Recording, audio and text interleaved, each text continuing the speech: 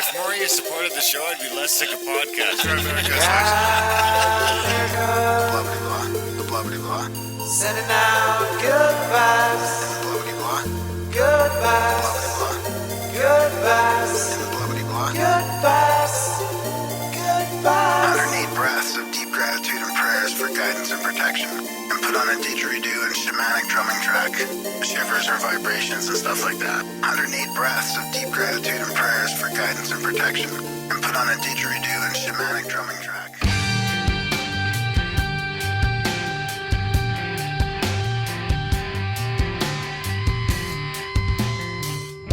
Grimerica. Straight-faced said, "Who says you need a Navy?" And as soon as he said that, it was just like a switch went off in my head. It was just like, oh, right. Yeah. Who says you need a Navy?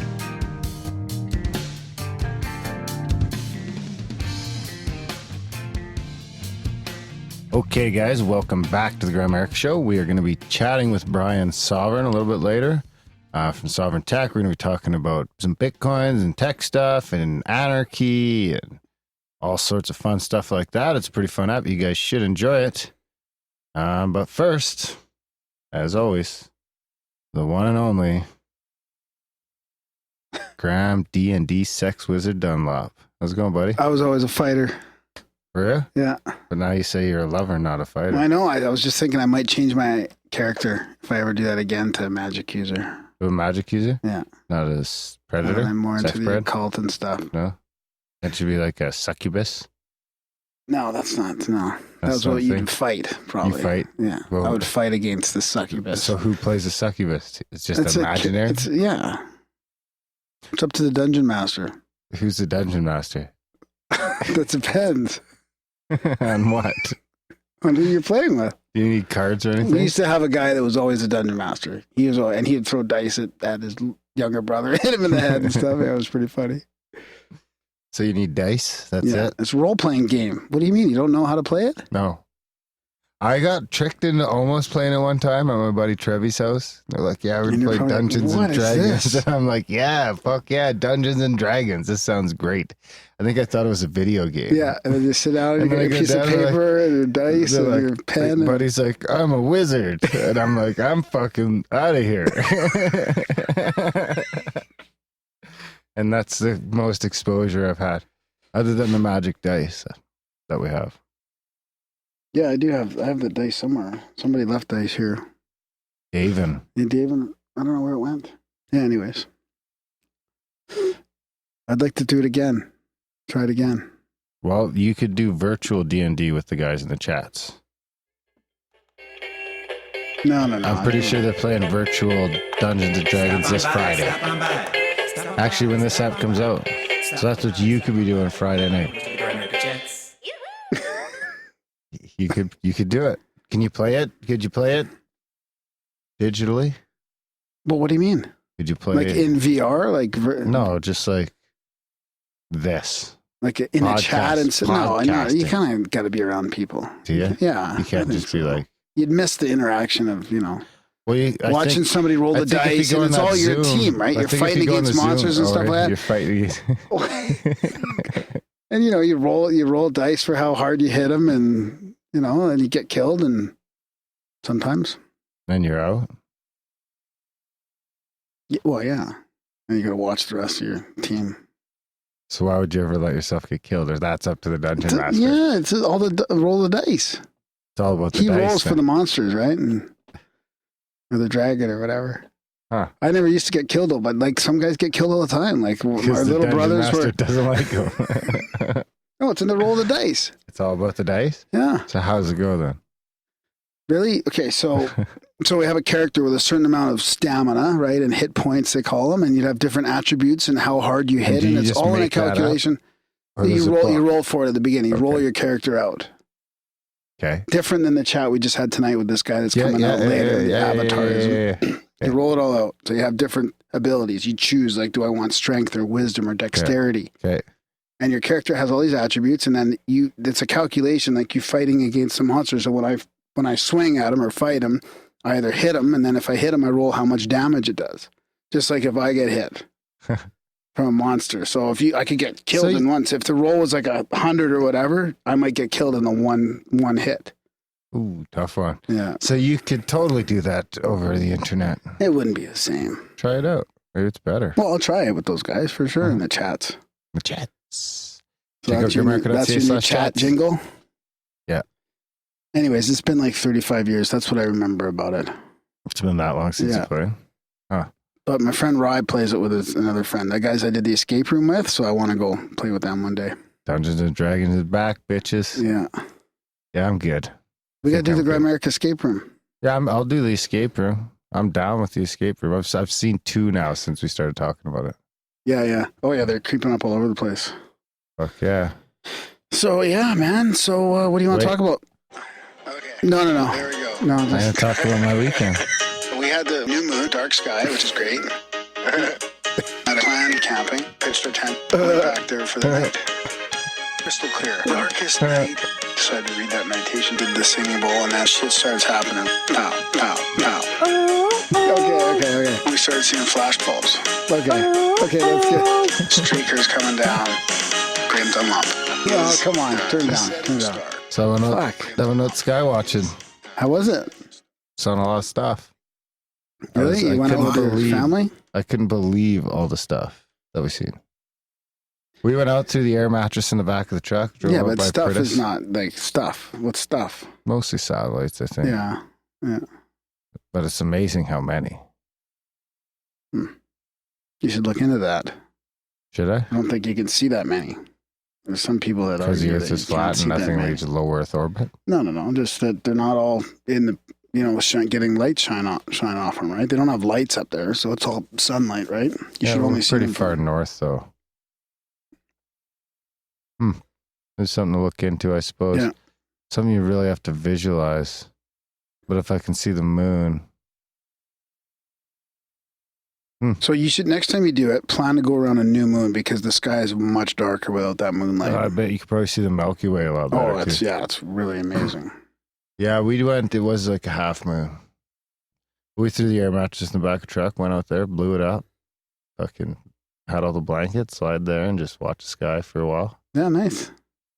As soon as we got there, right away, we seen a satellite like disappearing onto the horizon. So we seen, oh, look, a satellite. Kids are watching it and everything. And then it just like disappeared. And they were like, holy fuck.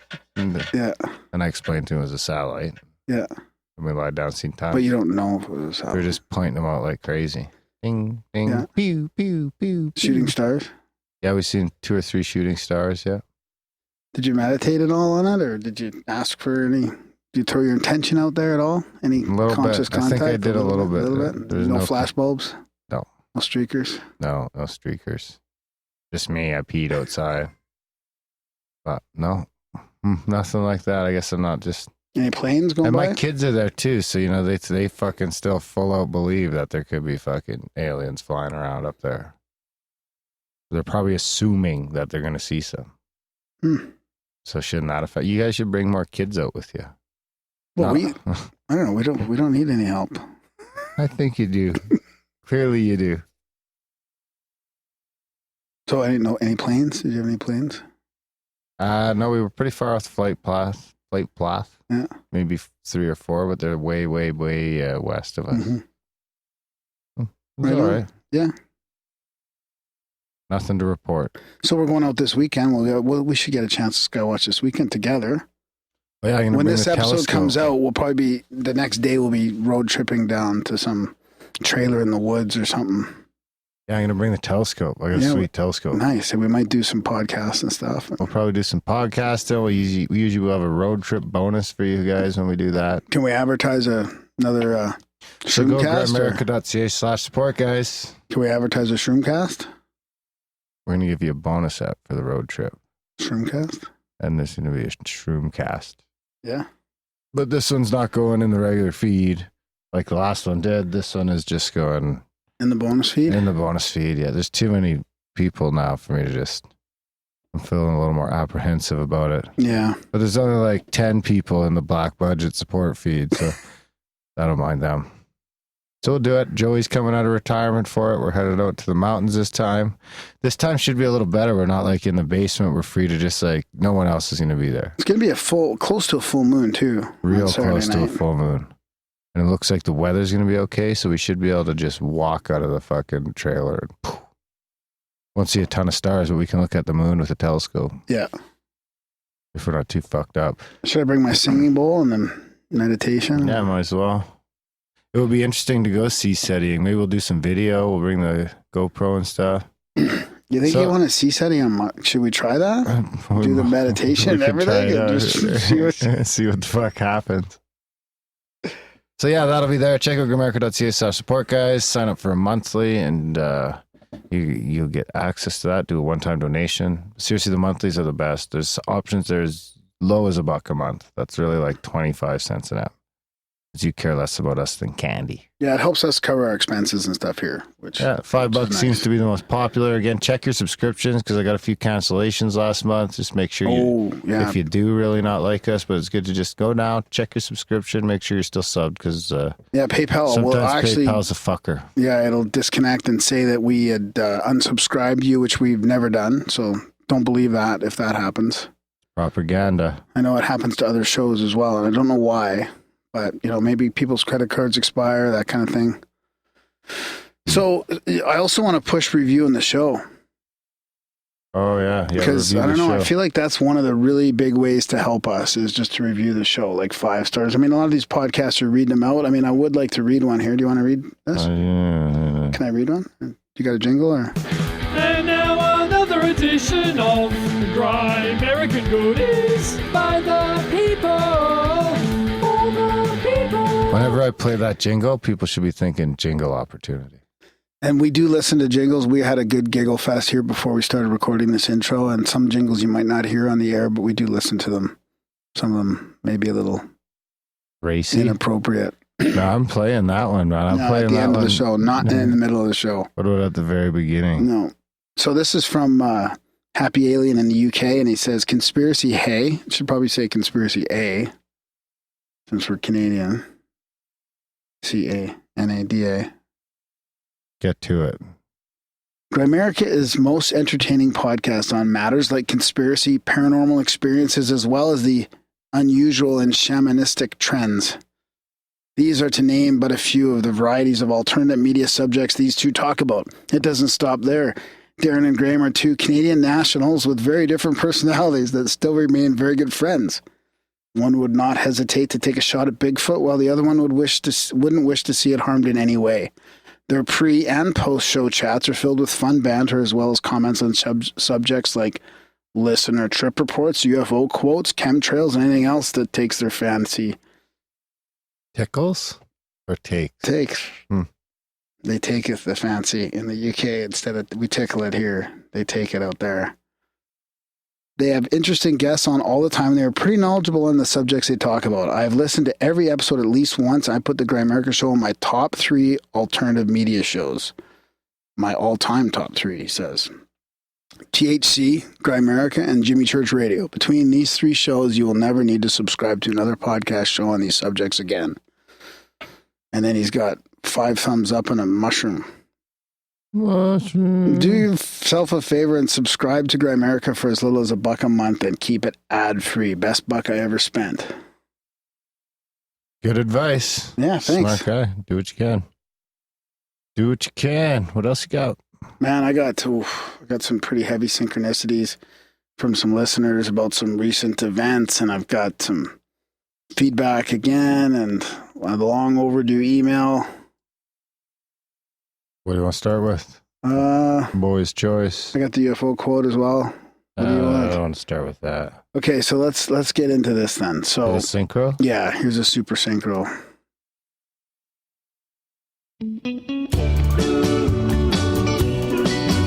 I'm a rambling Graham with synchronicities all over the web.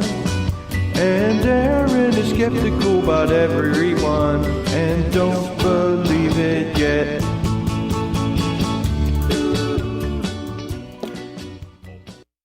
So this is from Ryan. He says, Graham, I don't know what to call this, but I'm freaked out. I'm texting you in the morning after the Vegas shooting. Last night I was watching Netflix at around 1 a.m. Michigan time, which is 3 hours behind Vegas time. My Bernese mountain dog, who is instinctual but often too lazy to care, was in our kitchen sleeping by the back door. All of a sudden, he lets out 2 barks that sent chills down my spine. Now, I usually don't think of anything of it, but for some reason I was overcome with an urge to go grab my pistol from the nightstand, and I mean immediately. So after a quick check of the entrances of our small bungalow, I figured out everything was good, put the pistol back, and went back to Netflix. Still shaken, though, I went down to the bar in my basement to grab a beer, and I was suddenly enveloped with a feeling of terror. I wasn't scared, but the feeling I was experiencing could only be described as a feeling of terror, like a ghoul or demon or something straight from a horror film were about to appear. If that happened, I would have not been surprised. It was almost like the feeling you get if you're about to watch one of those terrible ISIS beheading videos. Just pure evil. Anyway, I think you see what I'm getting at. Fast forward to this AM, heading to the gym, I'm listening to coverage on the incident, and I was about wrecked once the timeline of all this came to fruition.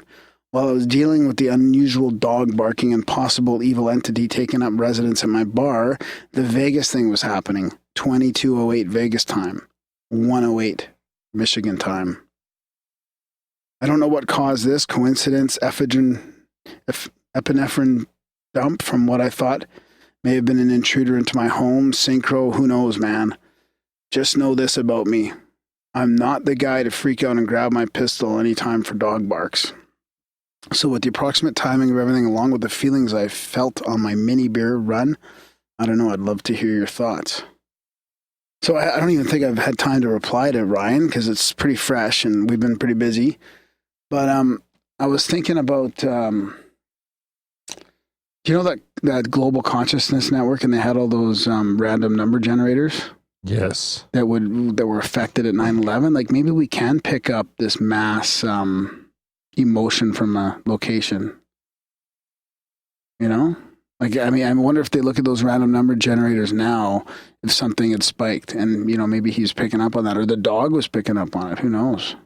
Clearly both of them at some point. Yeah. So then there's a follow-up email too. So he says, Super Synchro Part 2. So Graham, in talking to my family about this crazy experience I wrote earlier about, I found some more information out that makes it even crazier. So while I was at the gym, I got a text from my mom asking for the cable login. Not 3 minutes later, my wife texted me asking for the cable login. I asked if she had spoken to my mom, and she said not. So I took it as a little mini synchro that was kind of acknowledging the weirdness that I experienced earlier. So I ended up calling my mom as I walked out of the gym, and she tells me that my sister had been going to Vegas yesterday, the day of the shooting, for a wedding convention. One of the hotels that was taking part in this convention was Mandalay Bay. My sister loves Jason Aldean and would have gone to the show if given the opportunity. I'm trying to stay perceptive, as today is one of the weirdest feeling days of my life. I'll keep you posted. Peace. And he says a donation is forthcoming after my honeymoon this week. Wow, well, congratulations. Happy honeymoon. Yeah. Maybe that's the connection. Maybe that's why him and his dog felt it, because there was some sort of family connection to it. That's which right. I was just thinking, like, you know, maybe there's got to be that's coherent somehow. Alternate timeline, or yeah, something. if time is truly not linear and everything's happening at once, and there's a bunch of different fucking every choice generates a different future, that there could be some sort of overlap. Yeah, sure. Interesting. I'm not going to rate anything. Thanks, Ryan. I mean, did you want to talk about that Vegas thing at all? Other than that, that's pretty fresh. Yeah. Some pretty weird stuff. We know we had a few Albertans. 2, I think. Someone from Okotoks. There? Yeah. Killed? Yeah. No way. Yeah, and someone from Edmonton. Yeah, my friend's girlfriend's friend or something, or brother or something, or was there at the thing. Really? Yeah. So yeah, it's a weird one because we do know people and we've heard people locally that have been partaked in it, you know. Yeah. Yeah, so it's a terrible thing. Hopefully, hopefully none of our listeners were too affected by it or affected at all. I hope our thoughts and prayers and love and light and all that stuff go out to all the people affected. Absolutely. Huh. And we'll probably will dive into, I don't know, I bet you this weekend we'll be talking about it a little bit, dive into all the narratives and the conspiracies around it probably. We'll see what happens. Yeah. I don't want to taint my mushroom experience. Got anything a little more uplifting, motherfucker? Probably. Yeah, I got one. This is just like the long overdue email. We don't have a jingle for that. Gerald in St. Louis. Gentlemen. Graham. Spam Graham. Graham at Grimerica.com. This email is long overdue, but I wanted to throw some love your way and say thanks for the many years of Grimerica in my ears. I first entered the world of podcasts back in 2013, and you guys were one of the first I began to follow, along with Joe Rogan and the Higher Side Chats. Since then, I've added and dropped a multitude of podcasts to my feed, but Grimerica has remained a staple and continues to be one of the best. I have so much love and respect for your dedication to keeping the show ad-free, as well as the overall quality of the character you two espouse. You two have developed a tremendous community of like-minded folks around the show, and it's clear that you care about all of us. Heck, you've even liked some of my Instagram posts in the past. What other podcast does that? I absolutely love the long banter-filled intros, and as someone recently commented on some previous feedback, I will sometimes skip the interviews, but I never skip the intro. That iTunes troll Mikey can take a hike. Long live the intros. Over the last couple of years, I began drifting away from the conspiracy stuff, fear-based, to a more spiritual and self-empowering outlook. I appreciate that you guys cover this side of the spectrum too. Recent shows that have really revved my engine were PMH Atwater, Tristan Haggard, Erliana Samsara, and Ricard, as well as some older shows like Dan Winter and Cliff High. All very timely episodes for me as I continue my path towards a more powerful, enlightened self. Looking forward to more stuff on Antarctica. Oh, yes. Lastly, I'd like to throw out a mention for a few individuals I've recently discovered who have really contributed to my increasing understanding of the universe. Admittedly, these are probably more up Graham's alley, as the concepts they cover are pretty out there by conventional standards. I recommend looking into Og Tellas, Rolled Boom, and Flying Rainbow Lasagna. Yes, Flying Rainbow Lasagna. She's definitely a tough pill to swallow at first, but when you dig into all the information, it's really quite fascinating. It makes a ton of sense. Not sure if any of these would be good guests, but certainly make for good brain candy if you want something lofty to chew on. Anyway, I'm getting long-winded, so I'll end it here. Thank you again for the great work, and I'll send a meager donation. Starving artist here, and we'll make more of an effort to do so again as funds permit. Much love, Gerald, in St. Louis. And P.S., Darren, don't shoot the Sasquatch. I'll take it into consideration. Really? No, I won't. Thanks for the message, Man, we're going to be in the forest this week. We might hear some knocks on the trees. Better bring my knife. I think that's Sasquatch territory. Your knife's going to do nothing against the Sasquatch. You can just disappear in front of your eyes if he wants. It'll just show fear, and then and then he won't come around. Don't bring any weapons. You don't need weapons in the forest. You think I could just tackle him? You're not going to even just enjoy his presence. Wonder if Joey has a gun. Oh my God. So what else? Darren and Graham going deep. It's the profound UFO quote of the week. Okay. It was May 24th. Okay. This is the profound UFO quote. Okay. It was May 24th, and we are lying, drifting on a leisurely swell in exactly 95 degrees west and 7 degrees south. We saw the shine of phosphorescent eyes drifting on the surface on dark nights, and on one single occasion we saw the sea boil and bubble, while something like a big wheel came up and rotated in the air, while some of our dolphins tried to escape by hurling themselves desperately through space. That was from Thor Heyerdahl, the Kon-Tiki raft in May 1947. What dolphins? What the fuck? I don't know. That was weird. I didn't read the whole thing. His dolphins, like when he had dolphins jumping with him, his own dolphins jumped in his face. Pretty profound. That's got to be the weirdest UFO quote yet. While some of our dolphins tried to escape by hurling themselves desperately through space. There you have it, buddy. There you have it. So what else? Pre-cog, synchro, pre-cog listener reviews. Yeah, just that's about it, I think. Review the show, and we'll have a good wrap up next week. Oh, what else do we need to talk about? Oh, that's about it, I think. Well, I'm sure we're forgetting a bunch of shit. Yeah. Ponzi, I sent out your magnets. They're in Graham's hands now with a stamp and everything on them. So Did you put them back in my pocket? Yeah. Okay, there's so do we talk about the chats? No. There's a perpetual chat. There's a link in the show notes to it. Already played the jingle from the chat. Oh, yeah, right. Do everything in the show notes. Everything will be all right. Yeah. Enjoy the chat with Brian Sovryn, Sovryn Tech.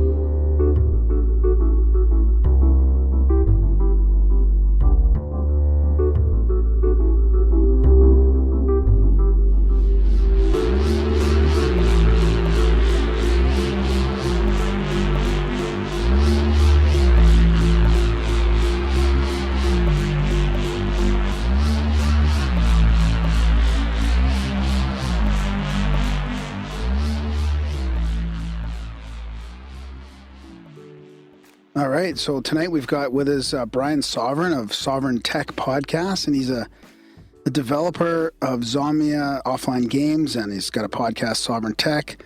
He talks about tech and anarchy as well, which is really interesting. Two of the things that we're kind of always interested a little bit, but we don't really get a chance to get into very much on the show. So it's good to have him with us today. So thanks for coming on the show, Brian.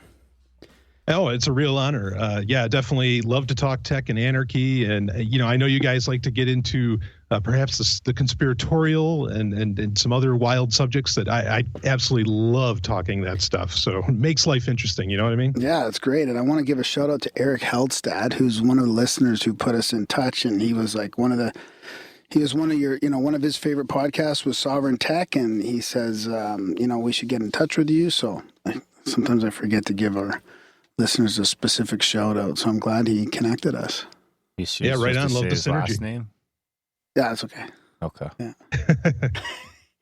Yeah, Darren's been interested in anarchy lately, and Darren's kind of the techie of both of us. So it's really interesting to get into both of these subjects for a bit. I mean, Darren, we don't talk about politics that much on the show. I mean, I know you've heard a couple of our episodes, but we try and stay away from it. But we've been talking about exploring this a little deeper, so it'd be good to get into that a little bit. We stay away from it more these days than we used to, that's for sure. Like, I mean, a couple of years ago, it wasn't quite as loaded.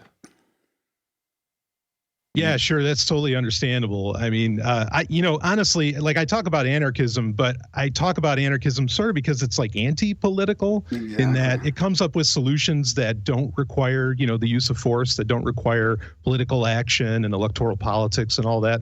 So I can really appreciate that, especially, I mean, yeah, like you said, it's loaded today. I mean, ever since that orange guy, got put in office, it's, things have been a little crazy, and you can almost believe anything that gets said. So, yeah, steering clear of it, not a terrible idea.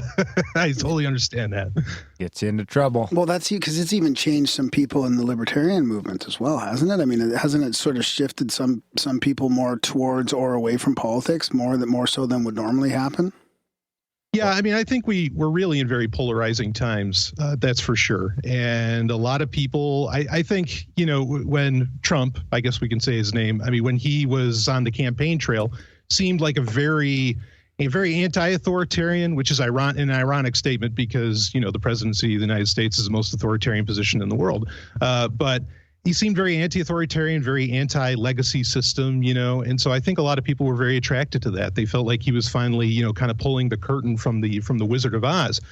And of course, then when, once this person gets in office, does anything feel any different? No, not really. But I think there's maybe a lot of people that feel a lot of pride or other things where they're like, oh, no, I got to double down. I just got to stick with this. I finally voted for once, or I did whatever, and I'm going to ride with it. Though I will say, I frequent a lot of libertarian circles, and admittedly, ever since like the MOBA dropped and some other things have been happening, it seems like some libertarians are coming to their senses that, okay, wait a minute, we were wrong, and they'll admit that they're wrong, and that's always good to hear too. Yeah. And when you mean wrong that this wasn't the change that people thought could happen, like that really the deep state is kind of in control in the end anyways, and the president, president is like a puppet, like we thought all along. Yeah, precisely. I think that kind of thinking, finally prevailed for a lot of people. I mean, not for everyone, but there's some who I want to give credit to for at least coming out and saying, "Oops, we were wrong." Yeah. That's a good point. So, what brought you towards anarchism? Like, has it been a long time? Like, because I've thought about it for, I don't know, 5 or 10 years maybe. I mean, I haven't been that into it, but I've definitely thought about. I can't go full anarchy. Yeah. All right. Well, now I have to convert you. No, I'm kidding. I don't think converting necessarily works. But I'm a as far as libertarian, though. Really? Oh, right on. Okay. Yeah, fastest growing party in Canada. Yeah, I've heard that. So okay, well, cool. I mean, as far as like my own path with anarchism, I was actually in the U.S. military back in 2002 to 2004, and when you're that deep in the beast, shall we say, if you've got a brain on your head, you can kind of see the reality of what's going on, with all of that. And so I had my moment where, I realized kind of the reality of the situation. I mean, and it took a few years after that. It wasn't until like maybe, I don't know, 2008 when I started to become what people will call liberty minded, where you're, either a libertarian or libertarian-ish, something like that. And then 2010, it really, then it started to click that, okay, no, all of this is like, all of electoral politics is just way off base. And I would even argue unethical, but regardless, in fact, what it was, there was a couple of particular moments, but one of them, there was a guy named Judge Andrew Napolitano, who's very famous in libertarian circles. Yep. And he was on a show, he was on John Stossel's show, which at the time was on Fox Business. And he was debating a more political anarchist. And the debate was going on, and they said, okay, well, if we get rid of government, what do we do about the Navy? And Judge Andrew Napolitano just straight-laced, straight-faced said, who says you need a Navy? And as soon as he said that, it was just like a switch went off in my head. It was just like, oh, right. Yeah. Who says you need a Navy? Wow. And it was, it's such a simple statement to make, but for me, it was very powerful, especially with my history in the military. To hear somebody like say that, of course, on such a big stage as Fox Business was at the time, regardless of my problems with Fox News, that was really something for me. So that really cemented me on that. But then anarchism has a lot of different flavors, and certainly, ever since I've decided to declare myself an anarchist, there has been, I've shifted in perhaps what prefixes or suffixes I would put on that. So that's my path. Huh. So, it interests me in many ways, but one of the ways, and I'd like to hear your argument, like your argument for it, I guess, and maybe some of the responses that people would mainly argue against it, because I do think it's one of those things that takes a while to wake up to. Like why I like it in theory is because, and I don't know if there's evidence that it will actually work on a large scale, but we can talk about that as well. But in theory, I like it because my day-to-day interactions with people and with situations, and even just making a transaction on Kijiji or something. I've had these experiences where I buy or sell something from some stranger on Kijiji, and it feels like the greatest experience ever. Like I get all weird and emotional. I'm like, what this was just a great, like, we both got what we wanted out of this deal, and it was just made, I don't know. I think that's a experience of a part of what anarchy would be like. Yeah, absolutely. I mean, you wouldn't have necessarily, I mean, again, there are a lot of different types of anarchism. I usually try to steer clear of like pinning down a type. I mean, the most important thing I think really to say is that anarchism like doesn't promise any kind of utopia or paradise. All really anarchism is about is giving you choice and opportunities, like the choice to deal with people that you did through the service you mentioned and everything, giving you that ability, and there isn't a government to get in the way of that. Now, I mean, there's the chance that could have been a very bad business deal, certainly, but that'd be true whether there was governments or not. Right. But I mean, there's old concepts in human interaction, like caveat emptor, which, means buyer beware. Okay, well, I mean, that's been known for a very long time. That's why it's even in another language.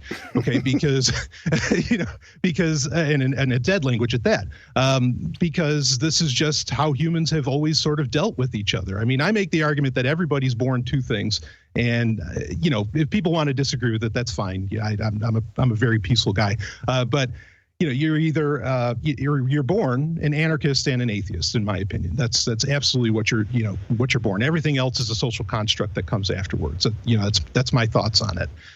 So yeah, there's these very basic. I think you tapped into something very primal of just this very comforting, perhaps even touching on a biological universal, something like empathy.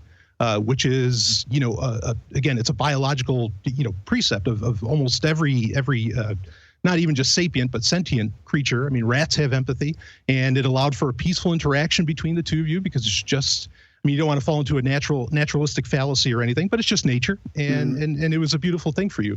And I think if people could get in touch more with, those aspects of themselves, say like empathy and things like that, yeah, you don't need, some kind of like overarching enforcement body. That makes sure that the deal is handled well and all of this. I think humans naturally, I remember, of course, I'm sure you know the movie Fight Club. I think one of the beautiful points in that was that people will do almost anything to avoid a fight. And I think that's absolutely true. I think that's a fair statement to make, is that, people really don't want to mess with each other, that people really want peaceful interactions overall. There's just things that go on that I don't know, maybe convince them otherwise at times. But anyway, please continue. I agree. Sorry. No, I think we're cooperative as opposed to really competitive as more of a nature. I mean, I really do think that's the way it is. But like you say, it's either social contract or culturally influenced from, I mean, just the media and the news even. I mean, just got to change. It's way less fearful out there day to day than you would think by watching some of the media and even social media included in that. Oh yeah, absolutely. I mean, you go on Facebook and you think the world was burning, but then you can go to the grocery store and amazingly everybody's just fine. And you could talk to anybody, any race, any color, any persuasion, religious or otherwise. Exactly. I mean, and everything happens just fine. I mean, that's just the way things normally work when you don't have like these domination structures or these fear-mongering, businesses like the media and whatever else, or social media, telling you that, oh, no, everything's bad, you need us. I mean, fear is what empowers a lot of these, institutions. Just stay away from the colleges. Oh, colleges is terrible. Stay away from public schools. Stay away from all that. I love Isaac Asimov. He said that he's convinced the only education there is self-education. I think that's the absolute truth. I mean, teach yourself. That's how you go about it. Yeah, bingo, bango. That's one of the easy arguments against it. Really, the government, schools, but there are some trickier ones. Education system is a fucking joke. Yeah, that's an easy one. But I mean, there's stuff like infrastructure and roads. Like people, I think, have a hard time. I mean, roads is like one of the big arguments, I believe, and I think people have a hard time imagining how we would be here without the government. Sure. Yeah, I can understand that. I mean, there's a lot of like infrastructure type things that people just can't imagine, existing without government. Government has in many ways made sure that they are the ones building that infrastructure. And that's not to say that others independently, private business or private individuals hadn't tried. For example, you had in the 19th century, I like to stick to more recent stuff because people, if you start telling them history, usually they say, oh, well, that was 100 years ago or something. Well, I still think that's very recent, but whatever. Anyway, so for example, there was an anarchist who is also someone that kind of helped me in my little awakening towards anarchism. His name was Lysander Spooner, and he tried creating an independent mail service. This is in the 19th century. And the government shut him down. It's not because he was doing anything bad or wrong. They just didn't want any competition. And of course, I mean, the United States Postal Service is a very odd, like hybrid animal. It's like partly government, partly private. It's a strange thing. But anyway, they didn't like that competition. Equally at that same time, I mean, most roads of the 19th century, most of the original roads, were built by private industry. And there's even one could get, and some anarchists kind of go this direction. One could get particularly fancy and say, look, at least in the United States, you have 30,000 deaths a year on average from people, just driving. And so the question becomes, okay, there's so much incentive and there's so much money put into making sure that cars, automobiles, and buses and whatever else are so safe and save lives. Why are there still 30,000 people dying a year? What if it's the roads? Like, what if roads are actually a very bad thing, but we're never allowed to because it's all legislated and that's what we have to use, and that's what gets explored and all that through the government. What if there's alternatives even to that? I mean, that's kind of a fancy, answer to bat back at with, who will build the roads. But really, it's the people that'll build the roads. And you see it happen in communities all the time where, because, I mean, how great is a city at maintaining a lot of those roads? They do a terrible job. Usually, just your average community people will just go out there, they'll buy their own blacktop at Home Depot, and they'll start filling in all the potholes. So you already kind of see it. Who will build it? The people will. Yeah. So what about, do you have a question, Darren? Oh, I think there'll be patches of gravel in the road, though.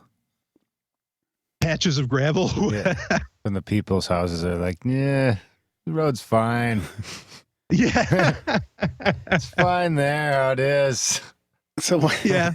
Well, I mean, and if that did happen, I mean, that's for the people to choose, right? It's, I mean, because again, anarchism, like I said, isn't like, it's not necessarily selling you that, oh, everything's going to be amazing. Everything's going to be exactly the same. Everything's going to be utopia. It's a question of what's ethical, what's not, like what is okay to do? Is it okay to, this is something that amazingly has become a common statement. I'm glad that it has, but taxation is theft. Yeah. Okay. Is it okay to steal from somebody? No. So, I mean, I guess you could choose lesser of two evils and say, yeah, but we want roads, so we're going to tax. And I don't know. I mean, that's what I'm saying is that there's no promise of utopia, but it does come down to what's actually ethical and what isn't. And I think once you start going down the road of saying, no pun intended, but, of saying that, well, yeah, but we got to have roads, then you start creating all kinds of arguments. And eventually you end up with war and all these I think it becomes a very slippery slope. Yeah. Once you start saying that, no, well, we can steal sometimes. We can do this sometimes. So anyway. I've really noticed, especially in this last year, and we talked about the polarization and a lot of the politics, but the what America was founded on, like it really seems to be coming to light that we're really, for you guys, I mean, we're in Canada, so it's a little different, right? But those, your Constitution and the what's the other one again? Declaration of Independence. And the Declaration of Independence. And all. We have the Bill of Rights. We have the Bill of Rights, yeah. Yeah. It's getting shorter. Yeah, exactly.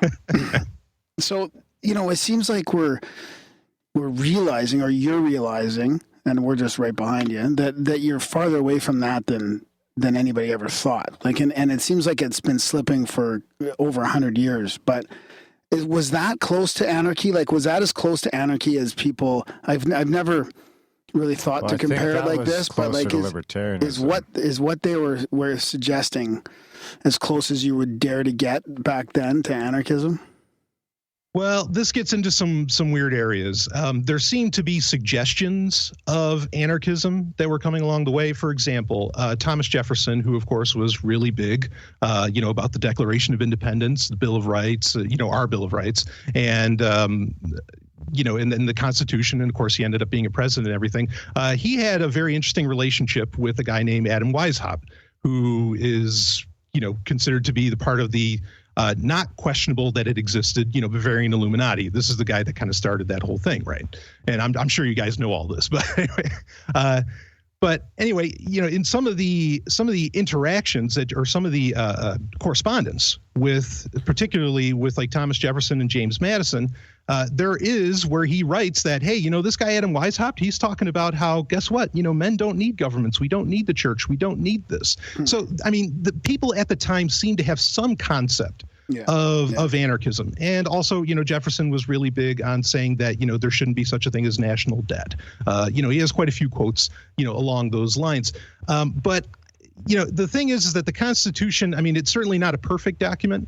One could argue that I think the argument could be made that as much as some people consider it a freeing document, was that it was just a very clever way to incrementally bring in tyranny, and that it was never really like a libertarian document or anything approaching anarchism at all. But I'm open to both interpretations of that. Right. But bottom line is that certainly there were people back then that had their eye on the idea of no government. Right. And I mean, and a lot of those amendments, I mean, a lot of that's just not being followed or being allowed, even, it seems to be down there right now.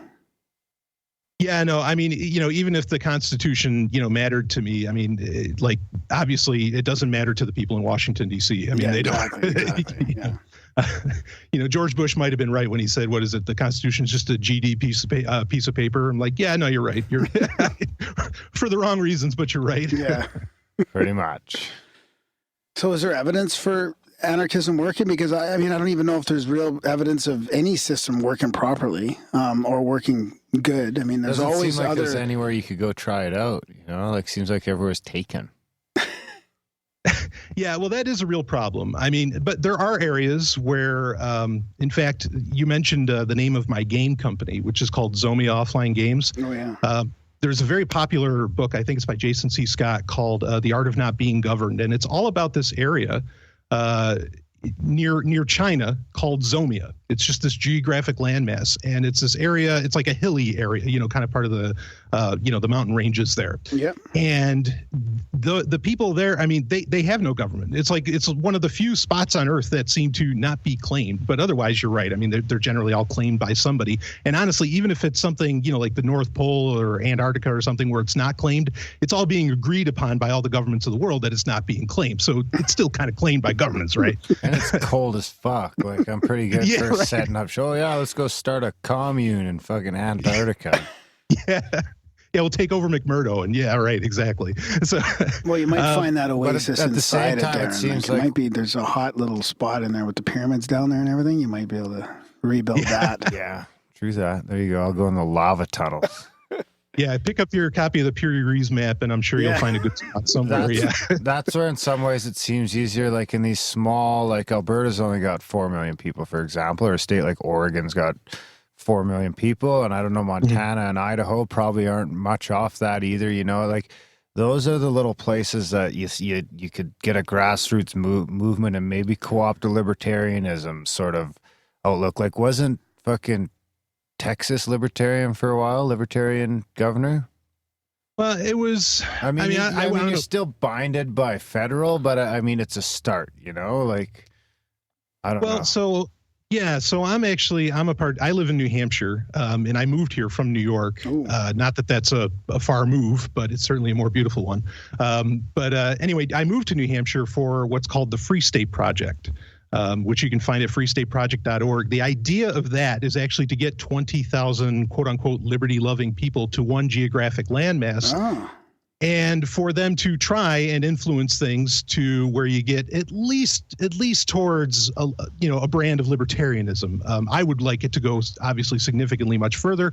There's an active secessionist movement in New Hampshire, trying to break away from the federal government. And actually, so it needed it needed 20,000 signers. That's what the Free State Project board effectively was looking for. And this is a project that's been around for a little over 10 years. And just, I think just 2 years ago, they finally got their 20,000 signers. So, and then once there's 20,000 signers, all the people that signed are supposed to, and I mean, there's no enforcement around this, but they're supposed to move within 5 years. So that is an attempt, in that direction, kind of like what you were describing. Wow. Yeah, that's fascinating. We should try that shit here. We should get everyone into Alberta. Yeah, Free Province Project. Boom. There might be less people in Saskatchewan, but let's be honest, Saskatchewan's a piece of shit. And we've already got good roads here. No, you know what? We've already got good roads, because when I take the back roads to Saskatchewan, as soon as you hit the border, Manitoba, bro. You can fly. It's like driving into the third world. No, but just wait. You can fly on a smooth road through the Alberta back roads. As soon as you hit the next province over, you can't even go half the speed. It's completely bumpy. No, it's not the weather. That's so dry here that the roads are just good maintained. Yeah, right at the border. Right at the border. Right at the border, yeah. Well, that's what they make Jeeps and Land Rovers for, right? So, yeah. But, well, I will say that I do, kind of to answer another one of your questions about, like, can it actually work? Is there evidence that it works? Yeah, I mean, exactly. there are little areas where it's being tried, even like in the Middle East and some other spots. But me personally, I said earlier, I mentioned the term biological universals. I'm a big believer in this concept of, or not a believer, I think it's a scientific concept. It has plenty of research behind it. What's called the Dunbar's number. I don't know if you've heard of that. Yeah, it's 150, I think. Yeah. So the idea is that you can only have any kind of meaningful relationship with 150 people. And even within that, even within Dunbar's number, it breaks down into smaller and smaller circles. Like, to have really deep relationships, you can only have between 5 to 15 or something like that. Yeah. And I think that there's actually really something to that. I think that a lot of the aggression, a lot of the problems that occur come from the fact that people do sort of have this loss, they've lost the sense of community. And that I think if you had, I don't ever believe, and there's a lot of anarchists that think the opposite of me. I don't think that we're ever going to have an entire planet Earth where everything is anarchism, where suddenly all governments are gone. I think there's just too many people that at varying points and for whatever reasons of expressions of traumas or whatever, they're going to, they're going to want government, or they're going to want something like it, or they're going to want big business or some other kind of nonsense. So my belief is that, you can get a few people together, somewhere within Dunbar's number. I don't know. It could be on the small end or the larger end. And you could get in an area, and I think you can get, I say this all the time, I think you can get about 99% of the way there. You might have to pay a land tax or something, but otherwise you could effectively, within that group, really practice anarchism, even right down to having a miniature economy and all this, even if you're kind of leeching off perhaps of, what the statists, as they call them, or, around you are producing or something along those lines. I mean, to say nothing of, 3D printers and a lot of other technologies that are really empowering individuals to be, one-person economies. I mean, all the way, So that's kind of always been the way I thought about it with anarchism, is that, you can have anarchism, but it's going to be in very small, small areas. There's a guy, Hakeem Bey, who is widely credited as the guy that inspired Burning Man. The events Burning Man. Yeah. And his idea they were called TAZs, which stood for, it was an acronym for Temporary Autonomous Zone. He also had PAZs, which were permanent autonomous zones. But this is effectively Burning Man, where you have a temporary autonomous zone where you have this one spot where you hang out with your fellow anarchists and everything. And Hakeem Bey was an anarchist. Not to say he was perfect, but anyway, and they would get together and they would have, you would live in this one area for a little while, then maybe you'd move on to another one, or you'd create a permanent autonomous zone or something. So it's not a new idea in anarchism that really the only way you're going to live it is if you're doing it with a small amount of people in varying areas. Yeah, almost like a commune, really, in a way. I mean, maybe they were trying that type of thing in the 60s too. I don't know. Oh, sure. The kibbutz or whatever, in Israel. I lived on a kibbutz for a couple months. Right on. Okay. Yeah, I bet you did. Yeah. It explains everything, right? Yeah. It explains a lot. No, I did. I was picking cotton. I was picking cotton at 6 a.m. with the jackals and the sunrise in the mountains, in the Golan Heights between Syria and Lebanon when I was 20. Wow, that's got to be a story. Yeah, I was there for a couple months, and you know, it was like a self-sufficient farm community. You know, it was pretty cool. There was a bunch of There's a few of those here. old people there, and then a bunch of travelers from all around the world just living, you know, kind of stalling their travels to just live and not, you know, spend money for a while. You know, you didn't make a lot, but at least you got fed, and it was a lot of fun. Yeah, I mean, yeah, certainly those are experiments. You know, I mean, and that's one economic system that people can try. I think there's a multitude of economic systems that people can try as far as if they get into those kind of communities. So yeah, fascinating stuff. Yeah. There's a bunch of farms here like that. They got like fucking little townhouses. Well, there's a new acronym. There's a new acronym. Can I talk a little weird like this? And I was talking to you a little bit off when I'm talking to you. That's how it is. Really? That's where I buy my hay. Great deal. You don't buy hay. Yeah, I have to buy hay for the bunnies. Oh, do you? Yeah. I go over there to talk like this, sure. That's an Eastern. You're talking like a Newfie. No, they're like some sort of weird German. Really? Yeah, I think, it's just like, I don't think those people get out a lot. But they seem nice enough. Sure they're not the Amish type? Well, they're like Hutterite. Oh, Hutterite. Out here, yeah. Okay. Good. Canada is a strange place. No. Yeah, we are pretty strange. Eh? Yeah. Well, most of the places I've been in America got their own sort of strangeness to them. Oh, I wouldn't argue that for a second. Yeah, I mean, those are the funnest places, though. Yeah, right. Yeah, exactly. Once you get over the initial fear, you find out that, you know, everyone's... Yeah, kind of like David Bowie said, I'm afraid of Americans. Yeah. So how do you reconcile the tech part of it? You're interested in tech and anarchism, which is interesting Bitcoin because fits in perfect. Well, yeah, but I mean, there's also the technocracy and that uprising and the technocrats and you know, the technology that's being used to rule the world in a bad way. So you must have to separate that out or figure out how to not fall into that trap. And then you have to wonder if I get my iPhone X in an anarchist system. Yeah, because that's important. Right. Yeah, well, I mean, it certainly makes for plenty of fodder for my show because, I mean, you know, a lot of these technologies are being used absolutely to, you know, surveil. You know, it's being used against you in a million ways that attack your liberties. And that's often where I come in is that, you know, I kind of, you know, raise the red flag on a lot of these, you know, different technologies that are out there. And I thought it was important to do to do a show about that with the anarchist perspective, because most of the tech journalists out there aren't anarchists. Now, I mean, there's plenty of people in the what you could call the tech world that are anarchists. Some of them, you know, make some of the most popular software in the world. For example, the Signal messaging app is made by an anarchist, Moxie Marlinspike. But yeah, you know, there wasn't anybody out there saying, hey, you know, wait a minute, what if, you know, which technologies are actually, you know, which ones empower the individual and which technologies do the exact opposite. Yeah, exactly. Yeah. And so that's where I come in. And, you know, unfortunately, I have to talk about a lot more bad than I talk about good, right. You know, as far as how it affects the individual. That facial recognition seems sketchy. Oh, like on the new iPhone? Yeah.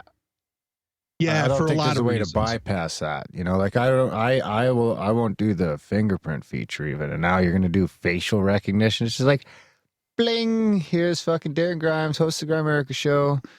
General jackass. I don't need that. Yeah, no, absolutely. I mean, biometrics in general are one of the things which is like facial recognition or fingerprint recognition. It's one of the technologies that I, you know, really, you know, rally cry against as often as I can, because they fail across the board. The Galaxy S8, Samsung's Galaxy S8, which also came out this year, they did the same thing. They had, you know, their version of Face ID, which is what it's being called on the iPhone 10. And like on the demo floor, the day that they announced it and they put it out there, it was cracked. You know, they just took a piece of paper with the picture of the guy's face, and all they did was like fold the paper. And it, you know, it broke the 3D image scanning of the, you know, the Galaxy S8. I mean, these technologies don't work. And I'm more comfortable with that. Right. Well, I mean, I don't know if it's going to be any better. Maybe it'll be a little bit better, with the iPhone 10, because Apple does have they have all the money in the world. So, they can hire the best engineers in the world. Not that Samsung's too shabby either, but certainly they do a better job as far as security goes. I'm not an Apple fanboy or anything, but in any case, I think we'll find pretty quickly that that'll get cracked too. But not even that. I mean, when you're crossing, I'm sure you guys come to America often enough, or at least at some points. And, when you're dealing, say, with Border Patrol, United States Border Patrol, there is the huge argument ever since, I guess it was maybe the iPhone, was it the 5 or the 6, when they introduced, Touch ID, which is the fingerprint reader on the iPhone. There was a huge legal argument that kind of is still going on, but it's sort of been resolved, which is, wait a minute, can I be compelled by a police officer or a Border Patrol agent to give my fingerprint? As to where with your password, that's protected. Like if it's a PIN number or a password that you have, you cannot be compelled to give that to them, at least not legally. You mean to get into the phone, you mean? I'm sorry, to unlock the phone, yes. Yeah. So, because that would break your Fifth Amendment rights, at least in the United States. Not anymore, not in Canada. You're right. In Canada, you got to give that shit up.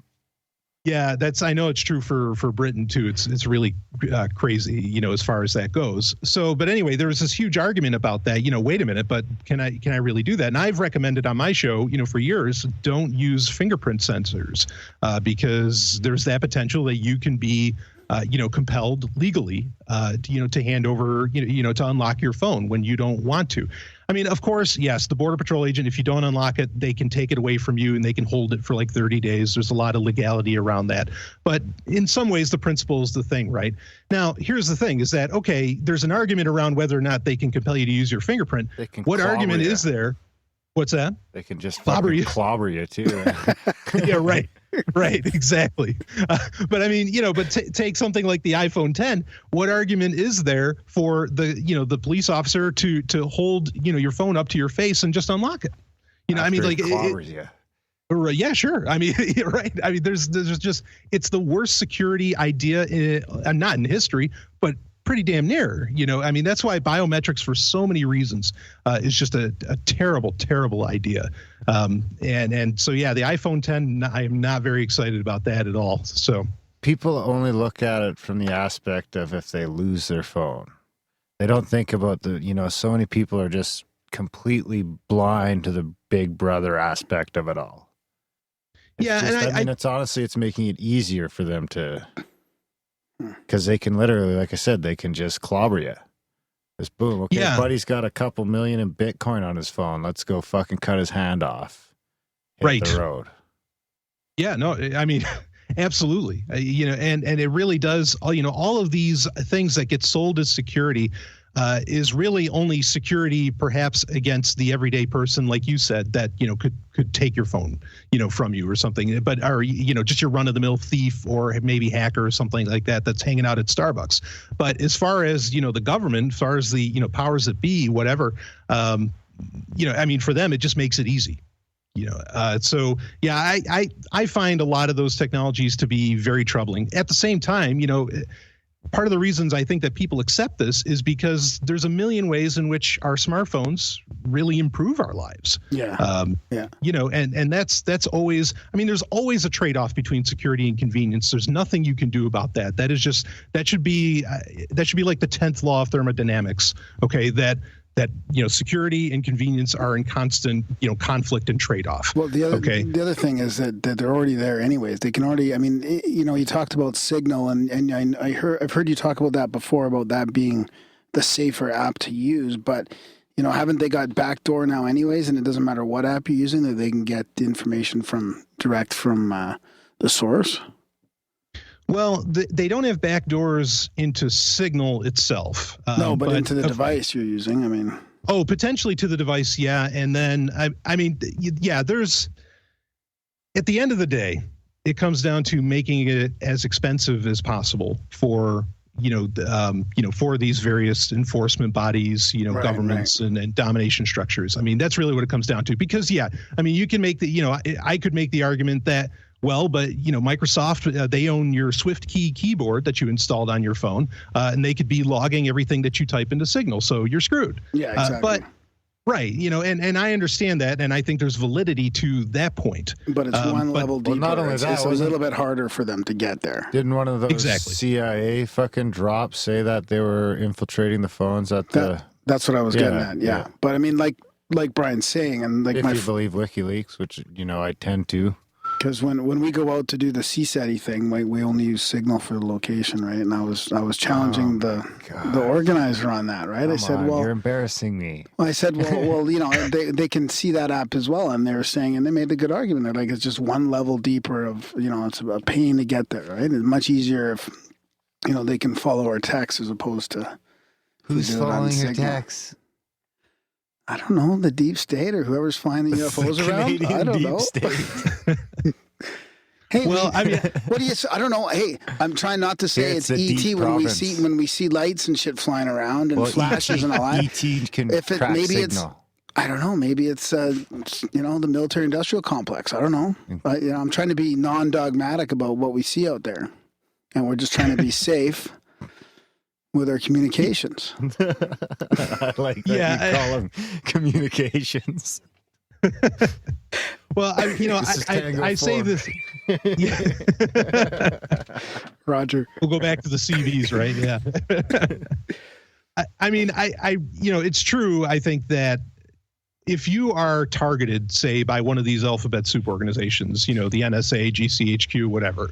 Okay, if you're like targeted, like they're going after Graham or something like that, there's nothing, in my opinion, that Graham can do. You're done. They're gonna, whatever it ends up being. One of my favorite things, and now it's more or less been reported about that these things exist in varying other labs and more private labs, not in government ones. But the website Snopes, which. Ugh. Trust that as much as you want, but I thought it was interesting that if you typed in mosquito drones into Snopes, the answer it came up with was inconclusive. Meaning that, because the idea is that there's these drones that are the size of a mosquito that can record, that can have a camera behind you and everything. And that's a huge thing to understand right there, is that, look, a camera can break all the encryption in the world because it can take a picture of what you're doing. Right. And so, if mosquito drones are real, well, yeah, I mean, again, they could just send them after, whoever, and then it doesn't matter if they're using Signal or PGP encryption or something like that. I mean, you're done. So if you're being targeted, really, I do think like that there's nothing that you can do. But if you're not being targeted, I think you can really make things expensive for them in the end. And also, I think what's happening is that a lot of these, intelligence agencies, even though that's an oxymoron, but a lot of these agencies, they are starting to rely upon you using Facebook and Twitter and you communicating in the clear as much as you are to communicate with other people, to surveil you. Okay. So because of that, I think if you're not targeted by them and you do start using a lot of these encrypted technologies, I think it can get to the point where you more or less disappear into the cracks. You can really fall away from what's going on a long enough timeline, because like I said, they're getting lazy. I mean, we know this, you can see it in the Snowden leaks. You can see it based upon some of the things that WikiLeaks, says, depending on what confidence you have in their information. And so, yeah, I don't think it's a total loss. I don't think it's a depressing thing or that it's write it all off. I think there's actually excellent uses for it, and more so in the future. In fact, there was The Intercept. They leaked they put out a video. This would have been, I guess, maybe about a year ago. That was a leaked Pentagon training video that showed in 2020 or it was 2020, 2024, something like that. It's a very interesting video because what it shows is it's a government prediction of the future and how the military can handle the future, and they're afraid. And the reason they're afraid is because they specifically state that there are going to be multiple economies that are going to exist within cities. There's going to be hidden economies, economies of, interesting economies of scale. There's going to be encryption technologies that we can't break. I mean, they lay out a nightmare scenario for the government. Yeah. Because they must be so hard to adjust and to move to this new technology and this stuff. I mean, they're like a lumbering ship that can't change course. I mean, I think, and I don't want to make this political, but I think Trump and him being in there is also he's realizing, and other people are realizing that it's just, it's leaking billions of dollars, and you can't keep up with technology. You can't keep up with all this stuff. It's just a big white elephant. Yeah, I think there's truth to that. And I the think government too. I mean, the government can't keep up on it either, I don't think. Right. I mean, and that's the thing, is because, when you have things like open source software and open source hardware for that matter, I mean, people can develop things without any, hands involved, from the government or anything else, and they can just make it themselves. I mean, Signal really wasn't made by the government. I know some people want to make that claim. A lot of these technologies just were not, and they're open source, and you can check them out yourself if you want, to prove the point. And I think they're scared to death of that, and I think there's a lot of evidence, that points at it. But that, for the individual, for the everyday person, that cares about their own personal freedom, that's an exciting prospect. Because that means that they can do things where they can keep the government out of their life, they can keep Big Brother out of their life, and whatever else. Yeah, and they can find new ways to connect and to socialize. I mean, and that might increase the Dunbar's number. Like, I wonder if the Dunbar's number was figured out before technology was really maybe had the potential to increase that. Like, how, and what's our definition of a meaningful relationship? I mean, if we're in, we were never able to contact that many people so easily before. True. Yeah. That's something I've wrestled with. A part of me wonders, for example, you can look at what the tech giants are really experimenting with, and they're doing a lot of real social experiments on their own. For example, Facebook. Facebook has multiple layers. They have groups, there's private messaging, and then there's, the big wide open timeline and all that. It's interesting that so many people are running towards the groups feature in the past couple of years. Yeah, I wanted to talk to you about that. Yeah. Yeah. And so with that in mind, I'm starting to think that maybe technology can't so much beat the Dunbar's number. I could be wrong. I'm open to being wrong about anything. But I think people are going to groups because they can't handle 5,000 connections. I think technology will allow you to traverse, geographic areas and geographic limitations, distance limitations. But I wonder, I am still debating in my own mind whether or not it can really defeat the Dunbar's number. I was thinking more of like doubling it, not making it 10 times, but maybe it's like closer to 300 or 500 or something as opposed to 5,000. But 150, I don't know, 150.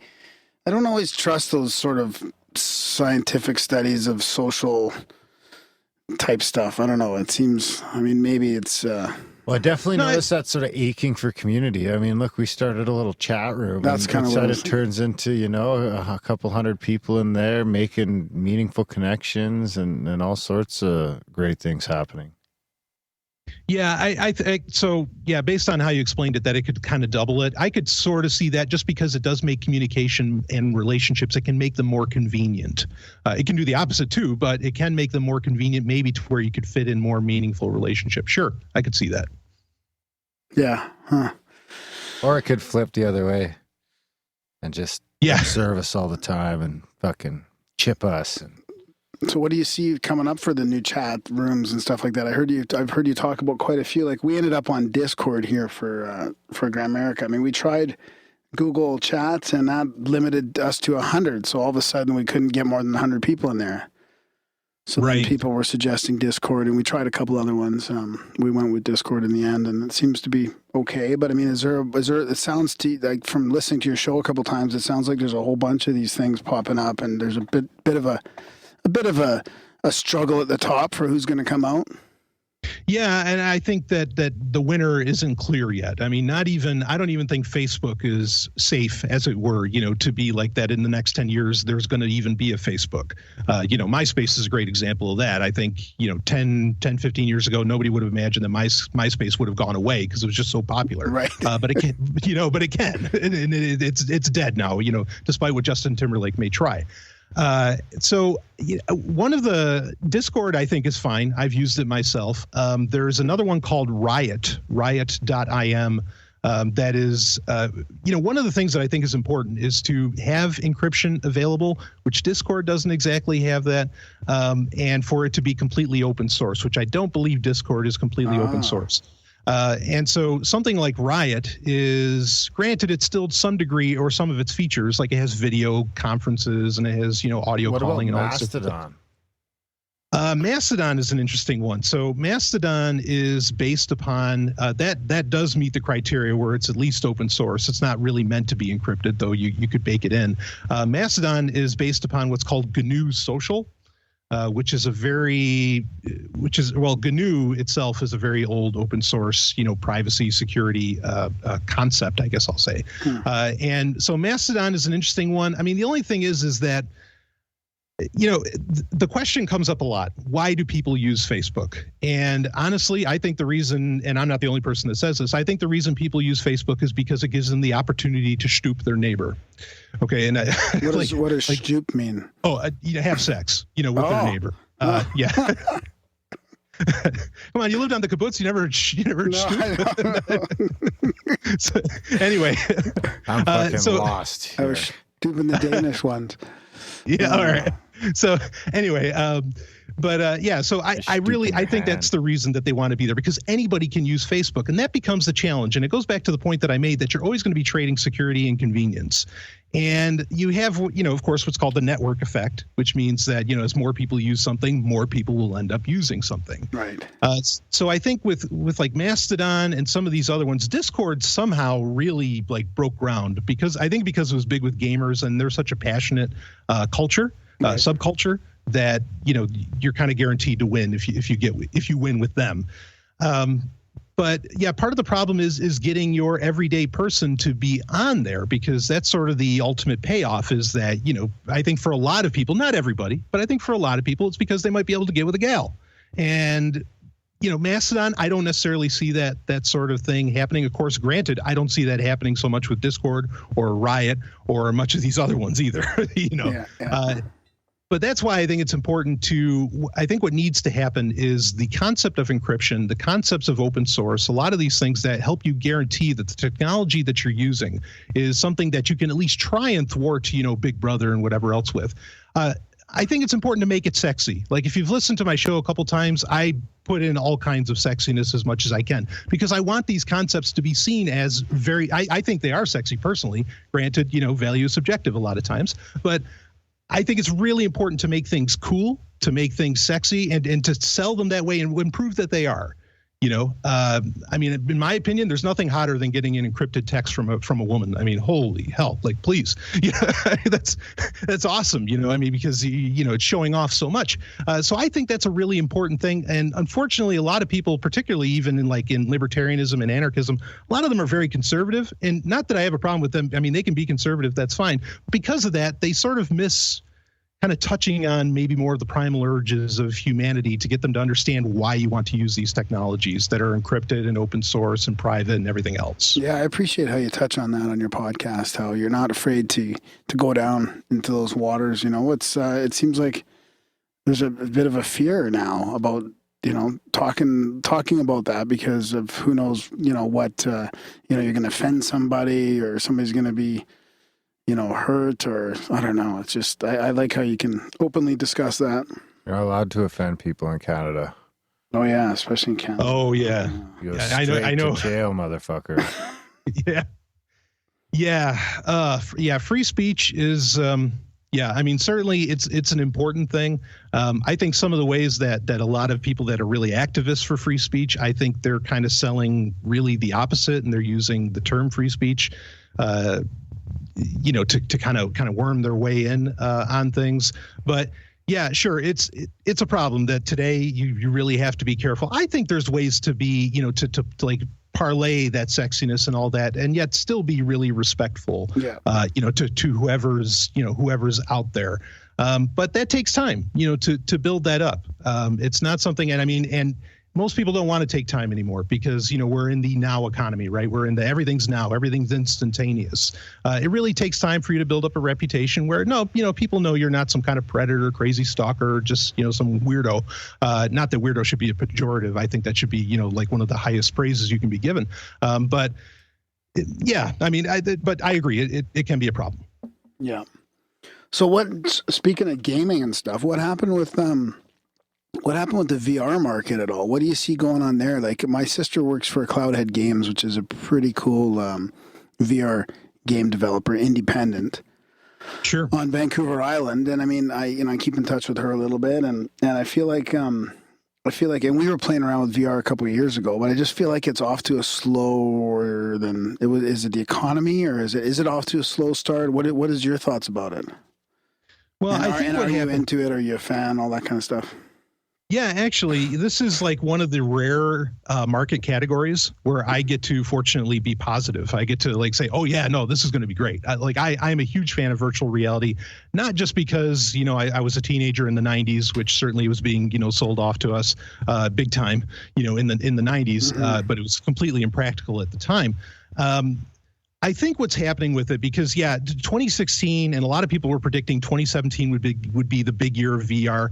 What really happened is that everybody was pushing for virtual reality, but virtual reality is not the only application of this technology, because then there's also, and you probably know this, because there's also augmented reality. Yeah, and right, which brings on mixed reality and all that. And Pokemon didn't go very far, but Snapchat is huge.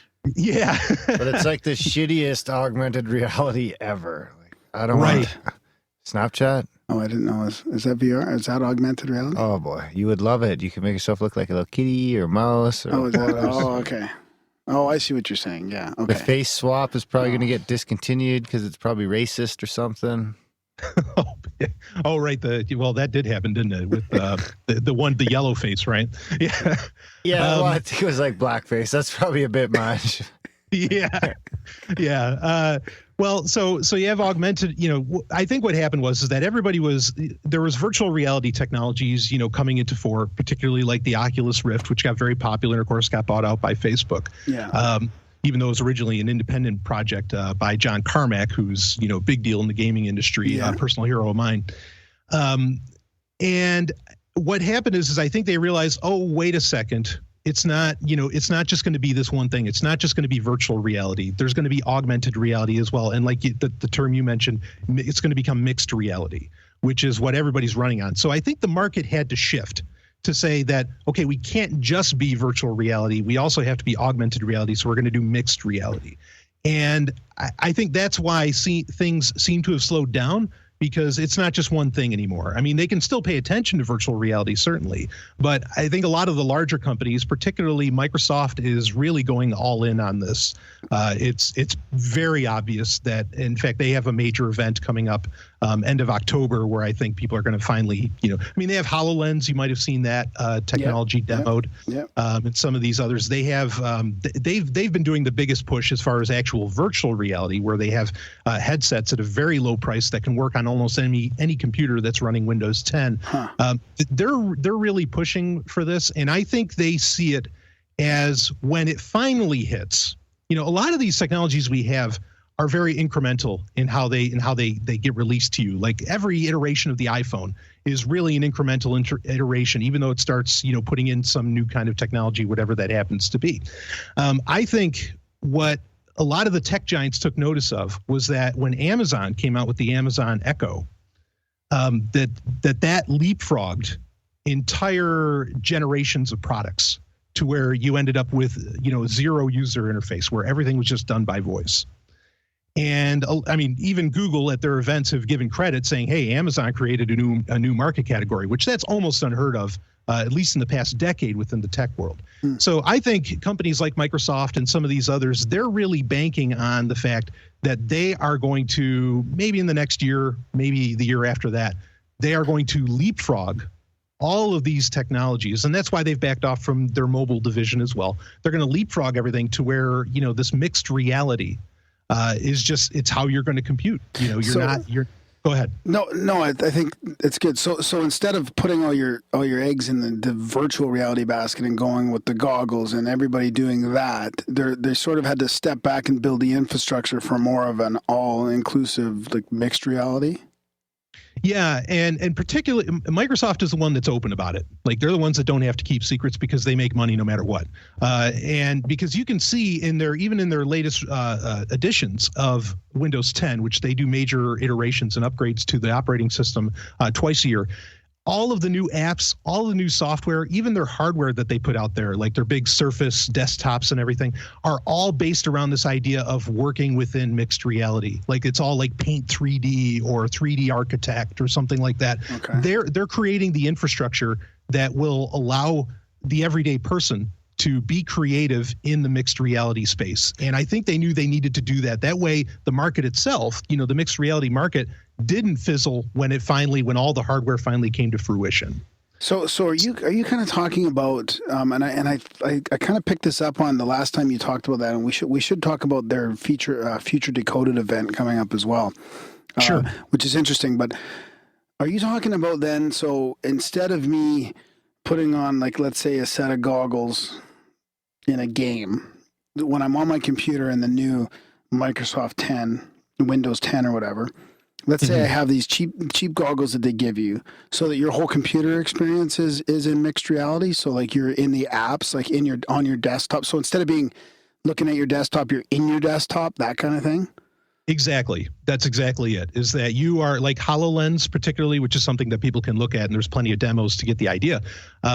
That as soon as you put that on, that's your computer. That's your entire computer. Yeah, see, that's I never really got that until I listened to your episode, and then I thought, I wonder if that's what you're talking about. Like you're actually, then you're doing then you're in the Iron Man, like flipping things around with your hand and.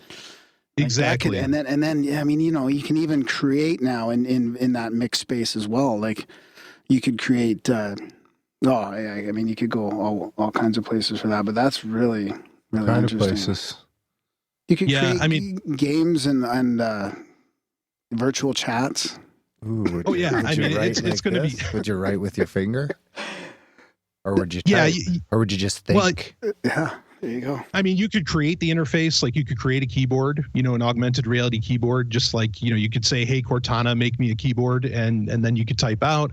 I mean, there's a lot of different ways that could really go. But I think and I know to some degree this sounds crazy to some people, but, I think we're looking at probably within the next 10 years, I mean, we're going to be living in a world where dragons are flying around. Now, they're not real dragons, but just like this stuff, there's just augmented reality everywhere. I mean, that's your desktop theme. You go into your desktop and your theme is you want your dragons flying around, and then you're going to be in your computer in that environment. See, I picture it more like her. Oh yeah, yeah. Great movie. Has some problems, but great movie. Yeah. Where everyone's just fucking, and where the iPhone addiction goes one step further, and then everyone just cuts off and they're just, intimately involved with their phones. Yeah. Well, I mean, the fortunate thing is with that, and this is a concern people had when Google Glass, when people thought that was going to be a thing. Yeah.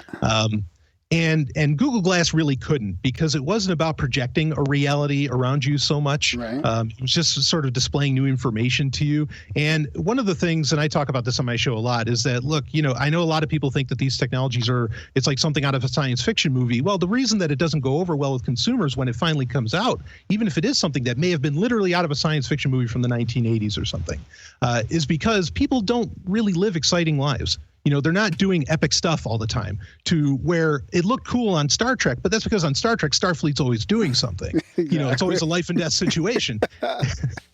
And so it makes sense. That's a really good point. I'm going to go into my computer. Oh, what am I going to do in here? Go to Microsoft Word. I'm going to go to chat. Right. So even when you release these technologies, like, the market doesn't buy it, because it's like, well, wait a minute, I don't do anything like that though. Why can't it just give me a good bag of Doritos? And the difference though being with mixed reality, the difference being with something like HoloLens and some of these, I mean, and obviously Microsoft isn't going to be the only one pushing for this. Apple at their event on September 12th was already showing, that off pretty hard as well. The difference being is that you are going to be creating the reality around you that can be very exciting. Yeah. So that's you are going to be able to project a sci-fi world around you that will be really cool, and then you're going to want the technology, because then your life isn't going to be so much bumpkus.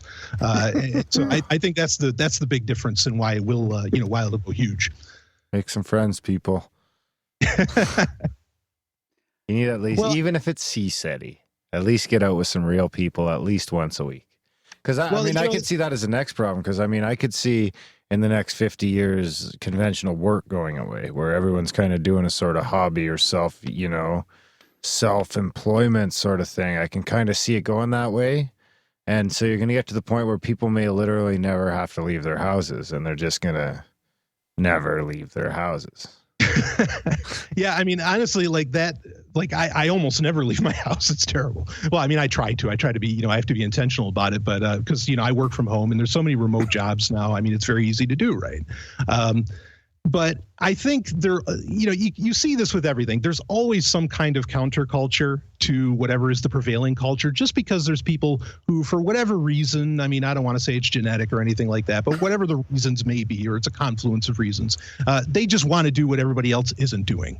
And so I think you're always going to have that group that's going to, like, people are like, oh, nobody's going to have babies anymore. Nobody's going to do this.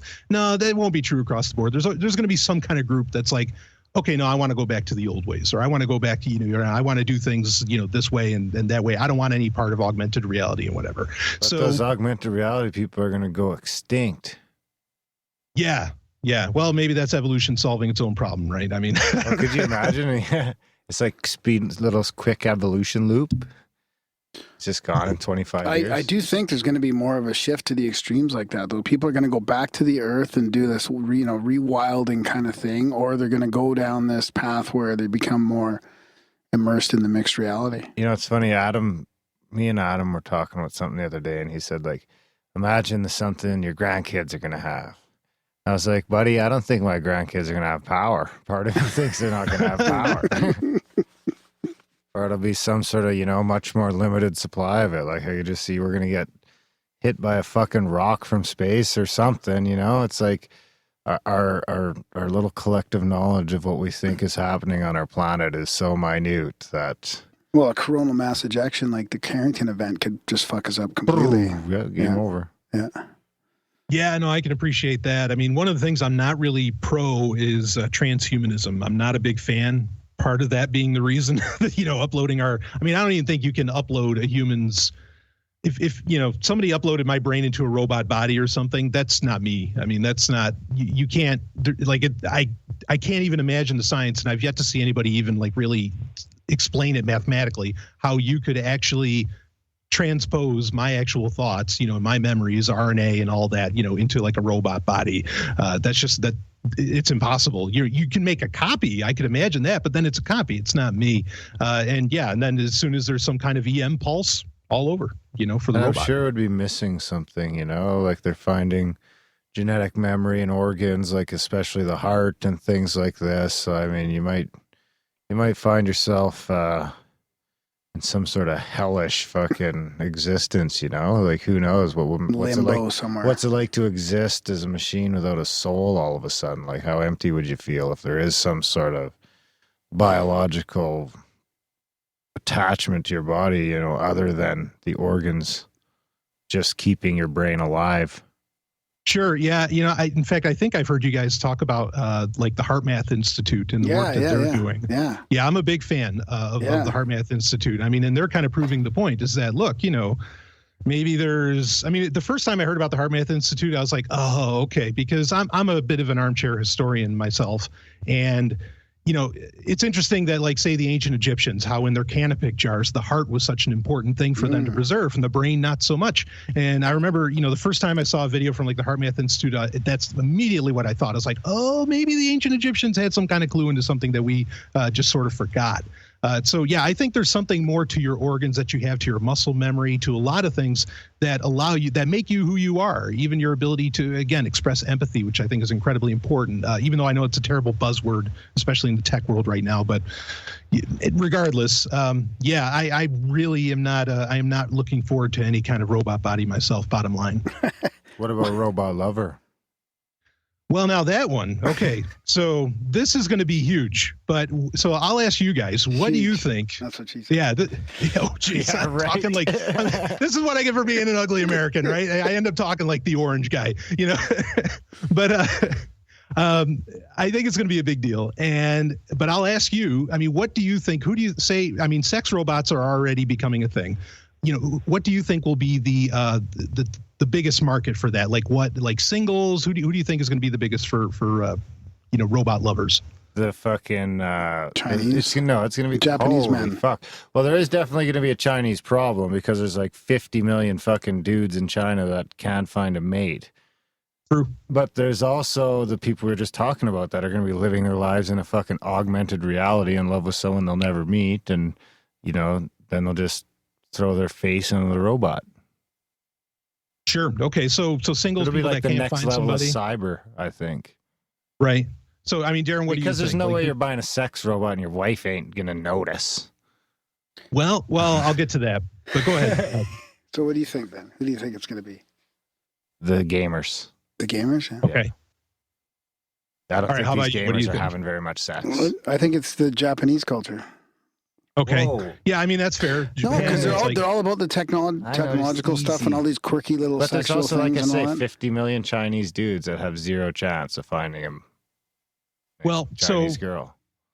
I think those are all fair points, and I think that those are going to be markets as well. Certainly, I mean, in Japan, I used to go there all the time. I mean, yeah, it's kind of been a thing, no matter how good the technology was. I mean, there's just this odd obsession with it.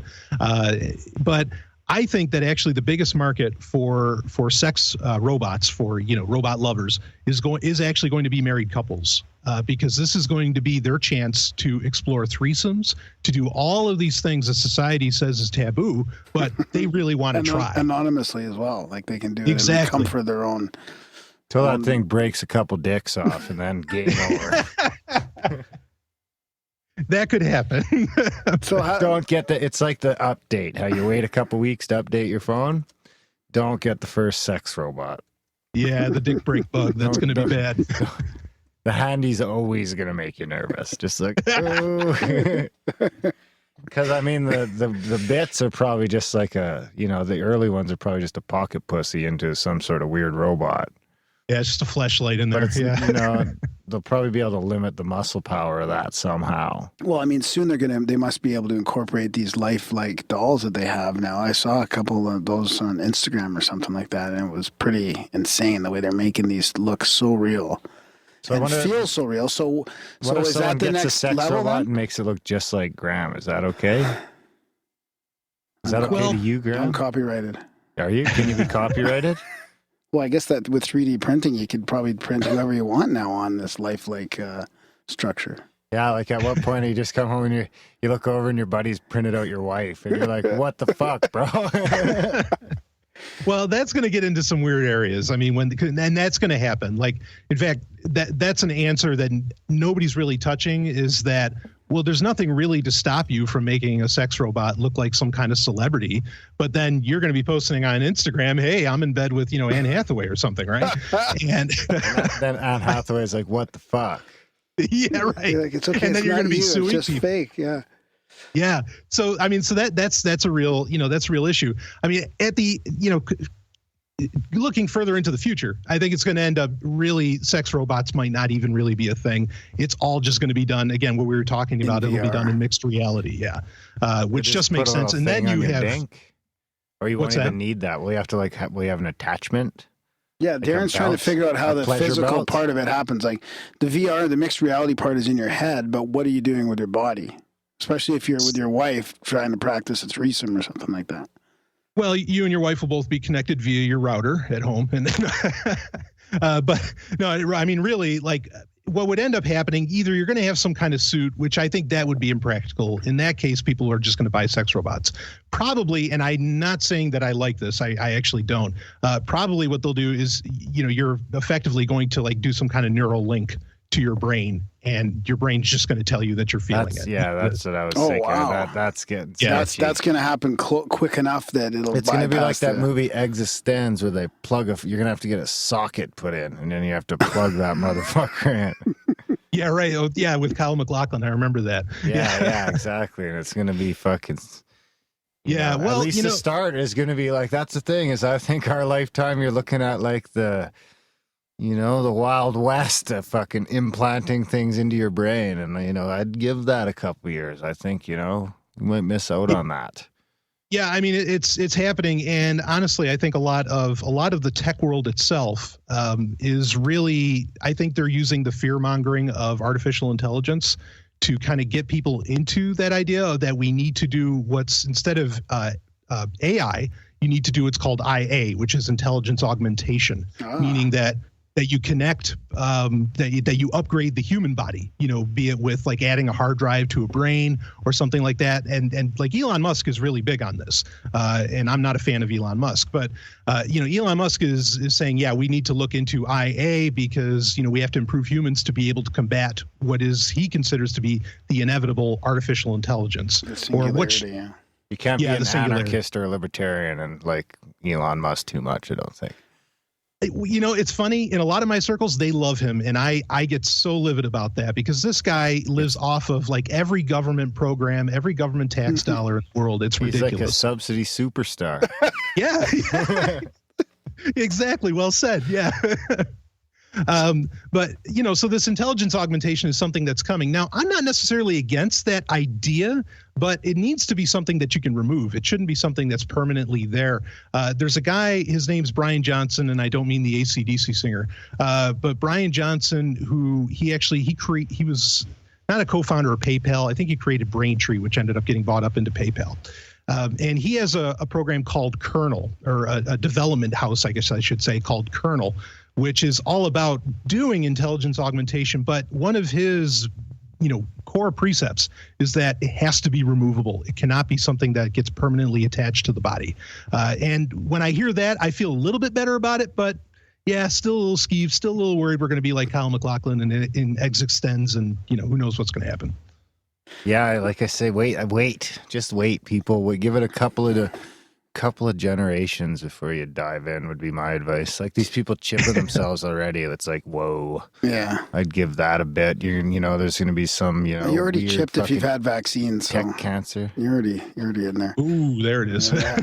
So here, this is the way I see it going down. My the next kids level. Are A-okay then. The next level of the sex robots will be. I mean, we're not far away from this. Back to the sex robots. Well, I just want to clarify what can happen in the near future here. So you've got this lifelike doll, let's say, and she's connected to your VR. So if you put on your goggles with somebody or whatever, and then you have the physical lifelike thing there as well, but it's all connected to the VR. Yeah, I could. Sure. And then you could kind of create a different, you could be hanging out in the Bahamas or something with this robot then, right?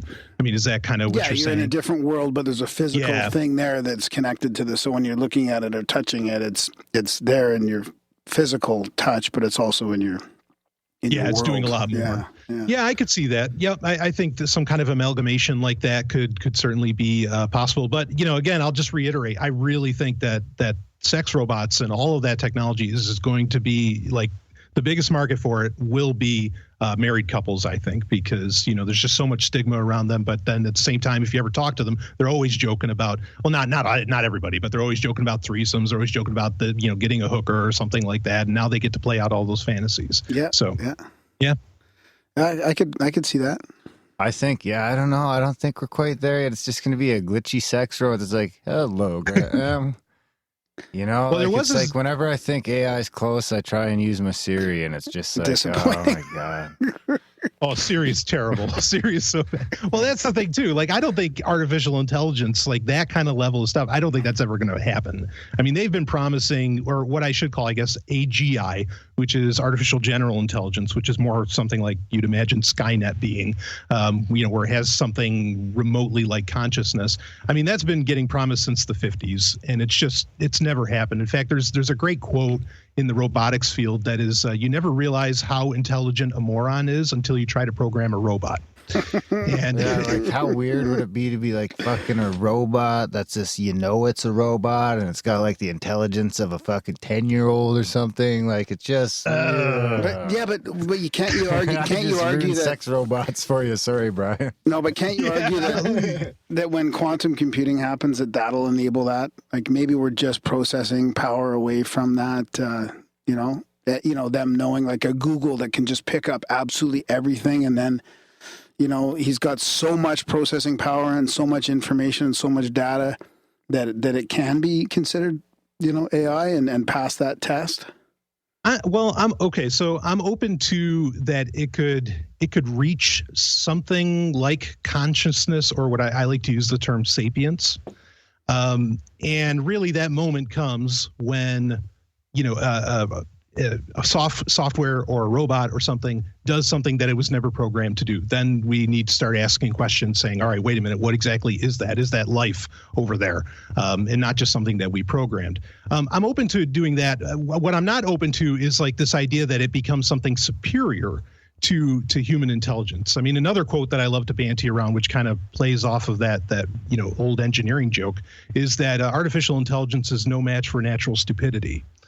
I really like, I think, I guess as an analogy, artificial intelligence works like a single core processor. Okay. Now we don't use single core processors anymore, in our computers, but anyway, this used to be like the high end stuff. And with a single core processor, you can get it to go really, really fast, and it can handle like one task really, really well.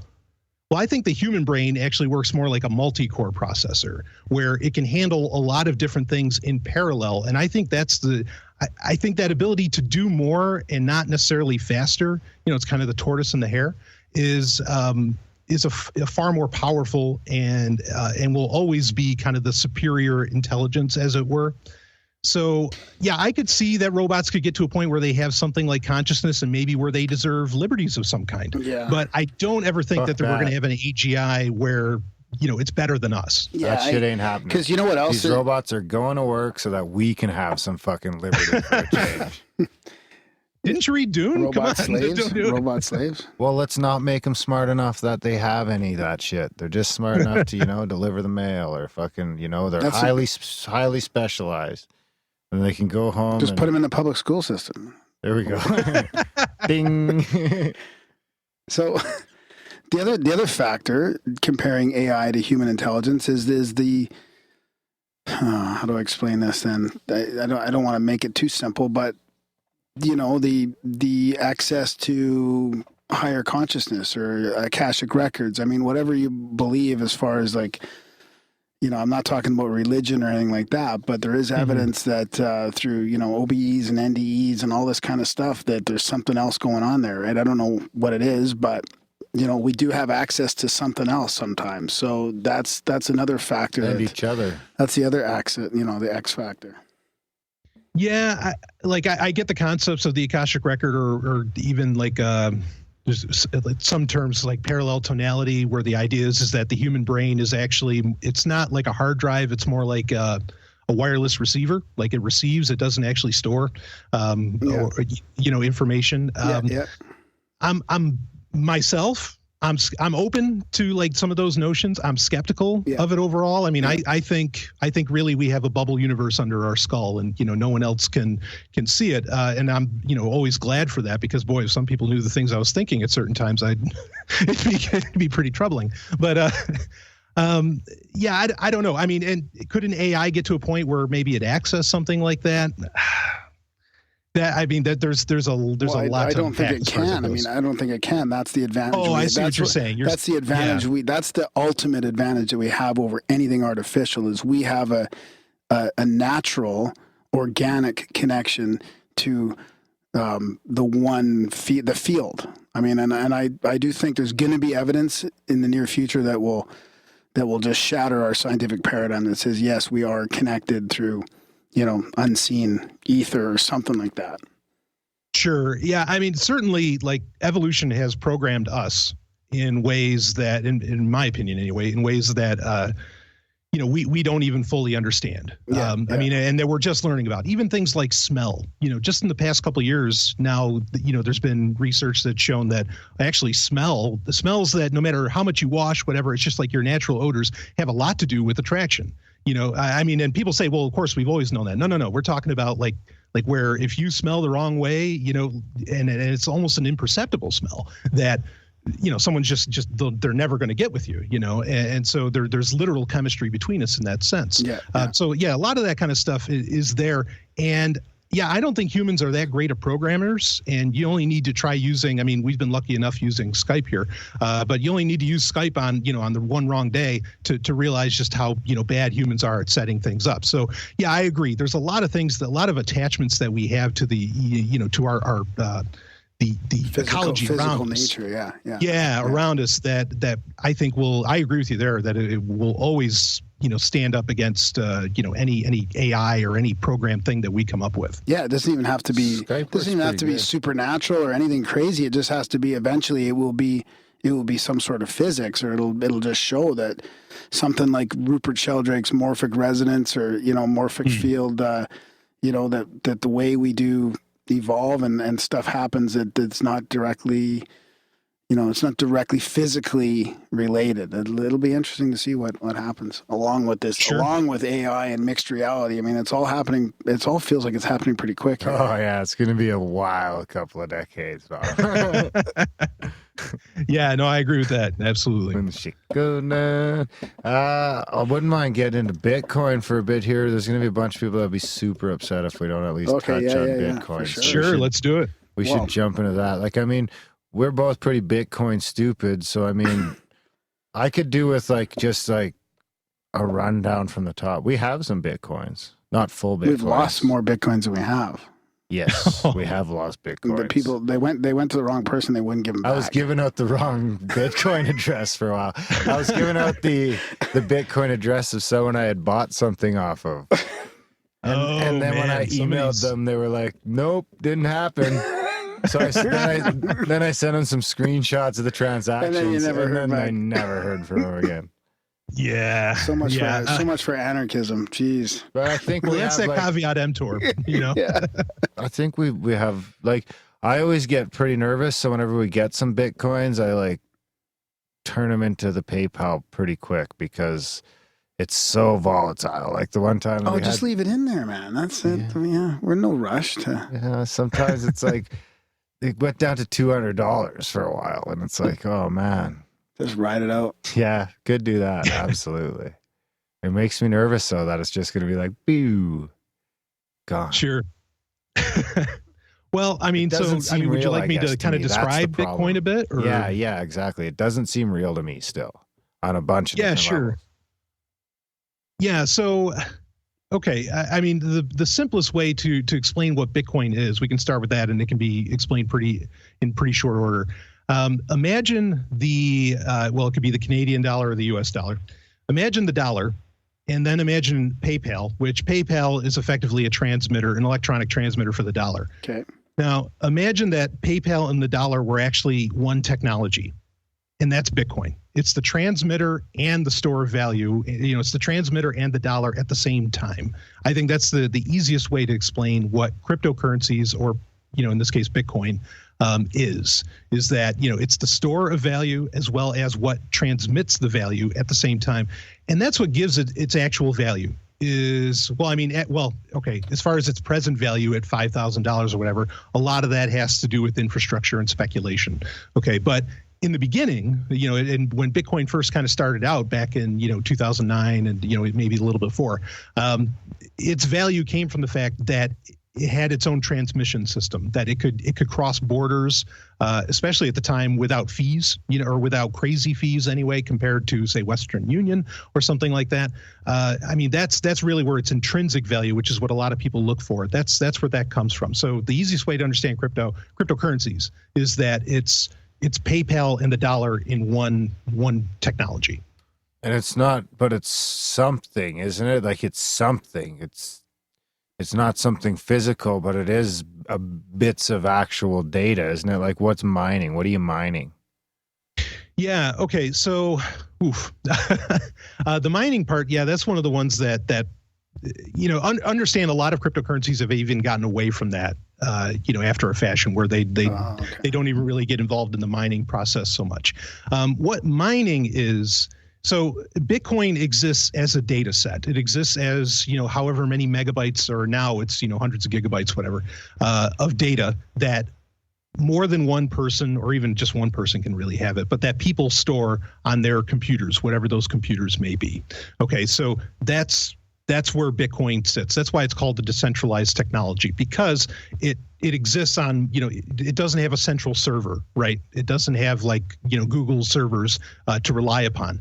And so it's resilient because of that. But, anybody that has like the Bitcoin client and not just a wallet, those are two very separate things. But anybody that just has that Bitcoin wallet or that Bitcoin client, and has the entire what's called the blockchain, which is that data set that stores all of those that money transmission that I described, that it's a public ledger of everything, all the transactions that have happened with this money.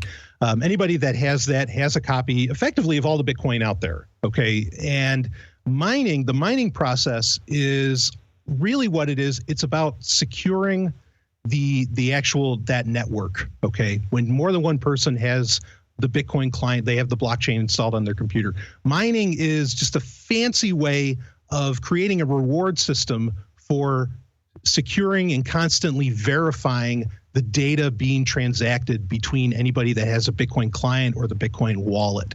So calling it mining is kind of a misnomer. It's only called that because there's a reward. Really, it should kind of be called securing, because that's what it's doing, is it's proving that a transaction actually happened. It's so they're taking the fees.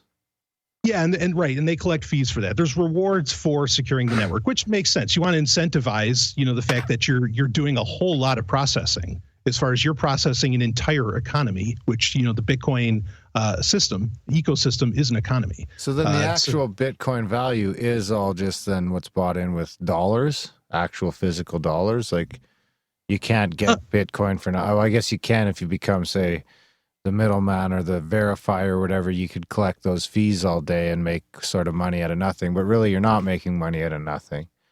Well, I mean, all money comes out of nothing, right? I mean, the US dollar is an agreement that piece of paper means something. And so Bitcoin, same deal. Like, is it magic internet money? Did it come out of nowhere? Yeah, more or less. But then it came out of nowhere and people agreed that it had value. Years ago, someone decided 10,000 of these things is worth a pizza. And, that really happened.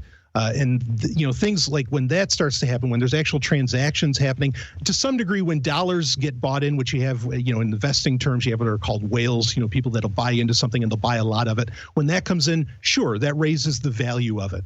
But regardless, like what any value that it has, and it has to start with something, it has to start with some kind of, exchange value, merely comes from people finding utility in it. It's not like the US dollar where, it's backed by nuclear weapons. People have to agree with Bitcoin that, no, just, okay, yeah, well, I like Bitcoin because it's not from the government or because it's easy to transact and secure or something like that. So that's where the value in it comes from me. So I will give you a car for that Bitcoin. And that's the part that people don't, I think when they first look at Bitcoin, the part they don't want to accept is that they find out that like all money is an illusion, because that really kind of unravels your reality in a way when you start to realize that, wait a minute, all money is just an agreement between two parties, that means something. So yeah, Bitcoin kind of came out of nowhere, but there were people who, be it hackers, whatever else that agreed. Yeah. Okay. No, I'll give you something for that. Have you heard about?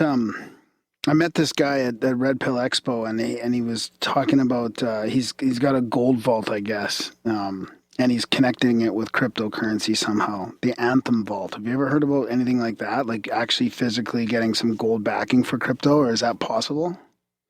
Sure. So this comes, again to somebody deciding that, well, I accept Bitcoin. I'll give you gold for your Bitcoin, right? I mean, so that agreement is made. Well, I don't know if it's Bitcoin though. It might be its own.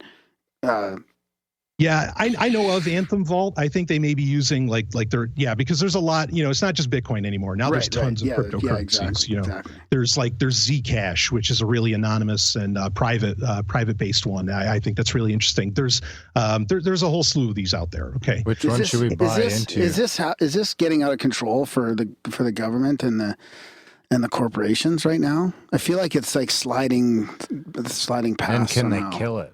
Could they just like pew? A Bitcoin destructing virus or something like that. Well, that's the thing is that and that's one of the beauties and one of the reasons that people find value in all of this is that that you can't kill it. Like, because again, it's not, there's no like, you'd have to point the guns of the state or the virus of the corporation, or whatever. You'd have to point it at every computer that has the Bitcoin client. And there's a lot of them, and they can just keep making copies, because as long as one person has a copy of the blockchain, Bitcoin will continue to exist. So go ahead. Do you think there's any conspiracy over how Bitcoin was created, and whether it was like an intelligence agency like CIA or something that, sometimes I go through these periods where I think, oh, it's got to be a setup from the beginning, but maybe not. Maybe after talking to you, I feel like there's more open source going on than I realize sometimes. Sure. True open source without the, influence of, 5,000 CIA tech bots or, trolls out there or whatever. Right. I think so. Some people have laid out theories that Bitcoin is some kind of it's a government creation to get us to a cashless society where everything is out in the public and you can keep an eye on it. Yeah. I get those arguments and I could understand them. And even if that were true, the idea of blockchains, the peer-to-peer decentralized technology where it's not being stored on central servers, that itself is not inherently a controlling concept or like an anti-individual technology. In fact, it's quite the opposite. It really empowers the individual. Yeah. So regardless of how Bitcoin was created, and nobody knows, Satoshi Nakamoto, it could be a he, could be a her. Quite frankly, it could be an it. We don't know. And it could be a bunch of people. So whoever created it, we don't know. And I appreciate and understand where people are coming from when they're concerned about that. And I really do appreciate that skepticism. But the technology itself is still totally valid as far as its application. And like I mentioned, the one Zcash, and there's some others that are based on the same technology like Zencash and some others. It's based on this what's a breakthrough in cryptography called zero knowledge proofs. It's very exciting stuff because you don't get too many breakthroughs in cryptography every day. And that is like an anonymous, where things can be anonymous, where it's not a public ledger. You don't really know what happened. The only people that know are the two parties that transacted. Sure, right. Can we make our own? What was that called again? Can we make a Grimerica coin? You could. Well, I can't personally. Is that how hard is that to do? Can I just say it? That's a thing. Well, you could make a complete copy of Bitcoin and of the software and just rename everything in it. You could just get into the code and just name it Grimerica, or Grimerica coin or whatever. And then you would have Grimerica coin. That's the beauty of open source technology, is that you can, copy it and you can know what's in it and you can get into it yourself, which gives you kind of personal security if you know what you're looking at. It could be backed by unobtainium. I can't fucking do any of those things you just said. Yeah, right.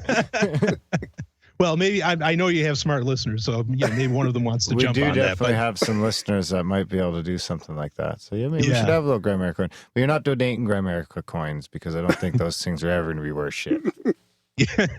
So this is inspiring though. It does seem to be going somewhere. Absolutely. And is there somewhere where you would put your focus on? Would it be Bitcoin or some of these other Zencash things, or what would you do? Bitcoin is certainly the king right now, and Bitcoin is really it's settled in on a role. The role being as in ROLE. The role has in being it's digital gold now. There's companies where you could even use it to buy physical gold if you wanted. Like Roberts and Roberts Brokerage. There's some other ones out there that will accept Bitcoin. Wow. In fact, they want Bitcoin. Wow. So. But Bitcoin itself has taken on the role of digital gold. Now, you can have other currencies that can do other things. And there are plenty of them out there.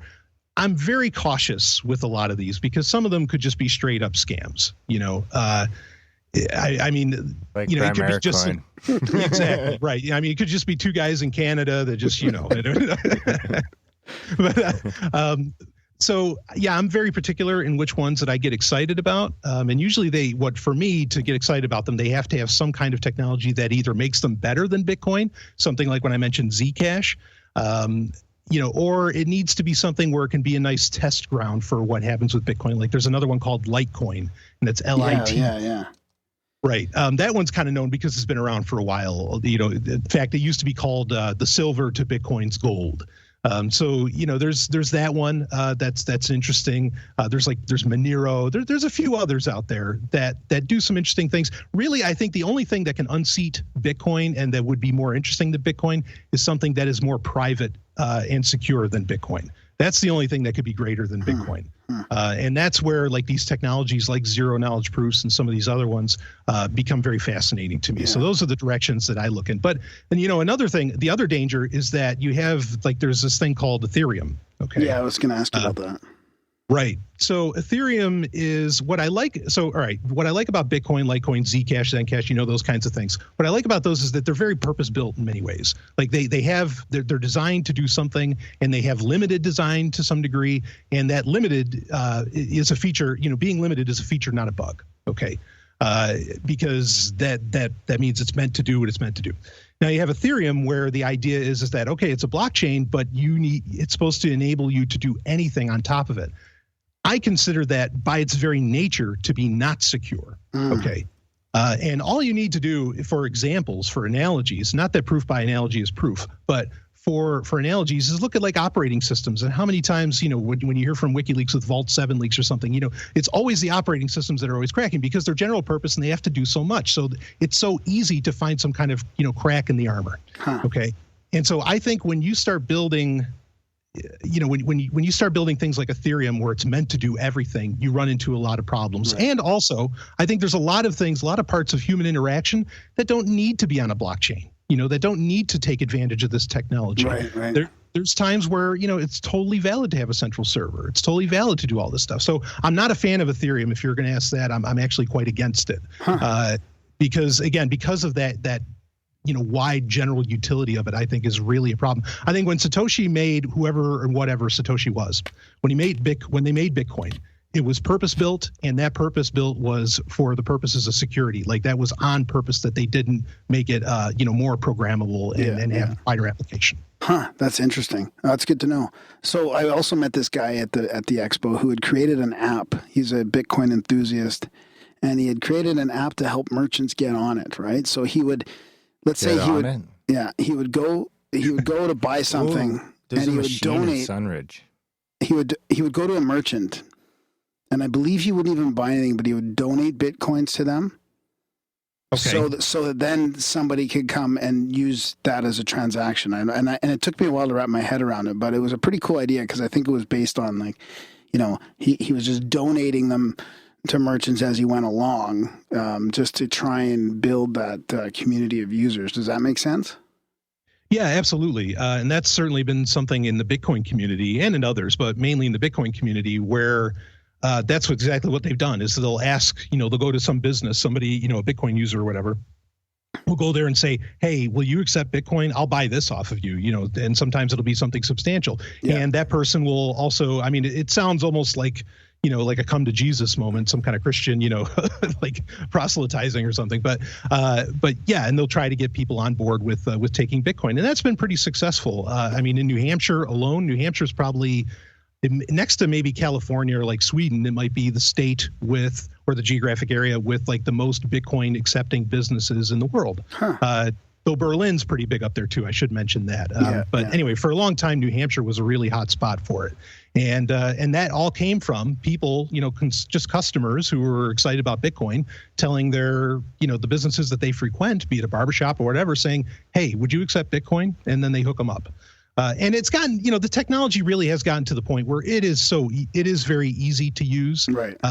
There's concerns around that, but because like I said earlier, you always have that trade-off between security and convenience.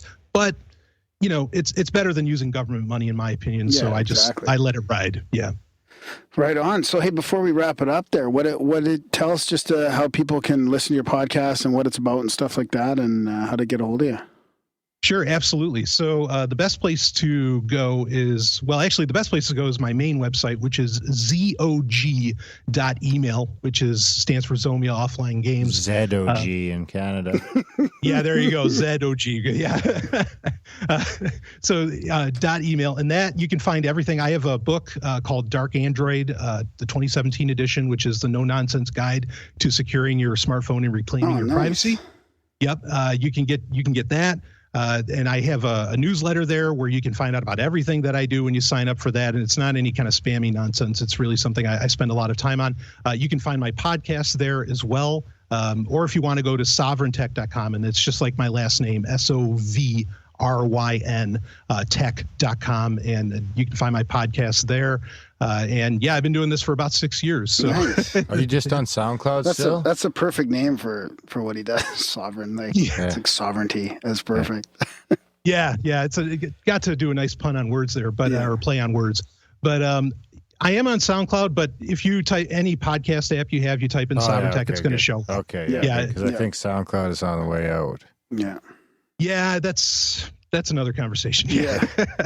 Well, thanks. So, but if you want to go ahead. Go ahead. No, go ahead. Oh, I was going to say, if you want to find everything, just go to zog.email. That's my central hub of everything I do, because I wear a lot of hats. So. Right on. And those links will be in the show notes as Always well. in the show notes. People just don't check the show notes. They're always like, what's the song? I think I heard that from Brian, actually. Oh, in the show notes. Just in my last episode that I did from a hotel room. That was a great episode, actually. Yeah.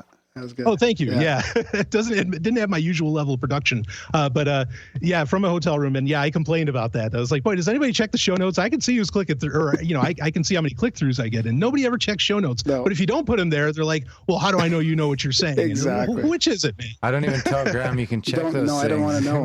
Because he puts a lot of work into them. No, I don't want to know.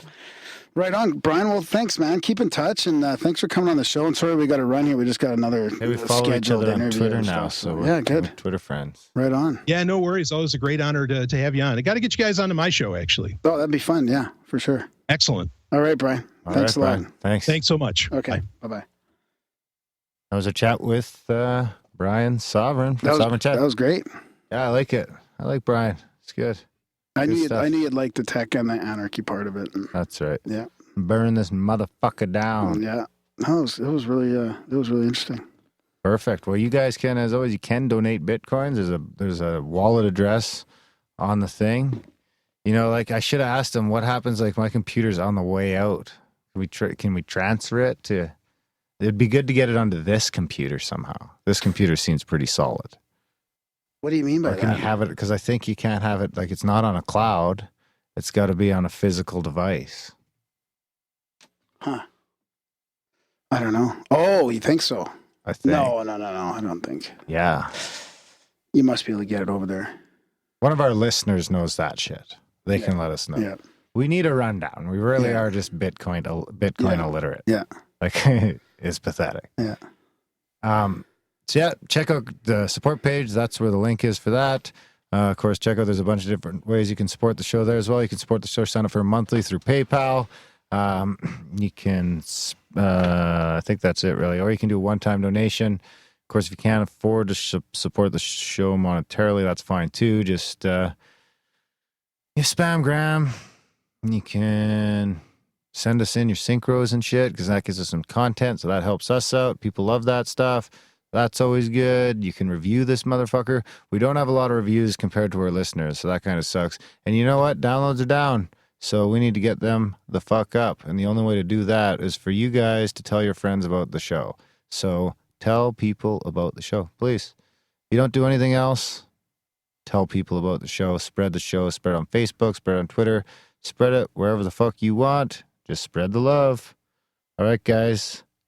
Thanks for listening. And we will see you next week.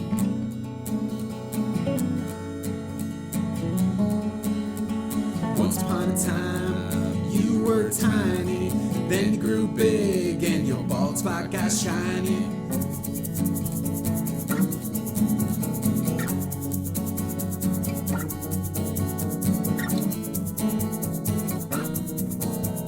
Your brain be changing, you got a pocket full of change, and now you're picking out the colors for your floral arrangement. Your brain be changing, you got a pocket full of change, and now you're picking out the colors for your floral arrangement.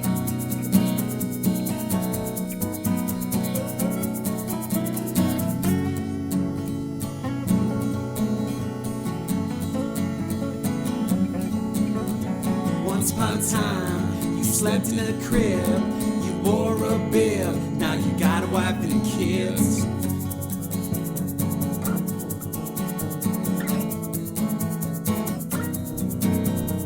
Your brain be changing, you got a pocket full of change, and now you're picking out the colors of your floral arrangement. Your brain be changing, you got a pocket full of change, and now you're picking out the colors for your floral arrangement.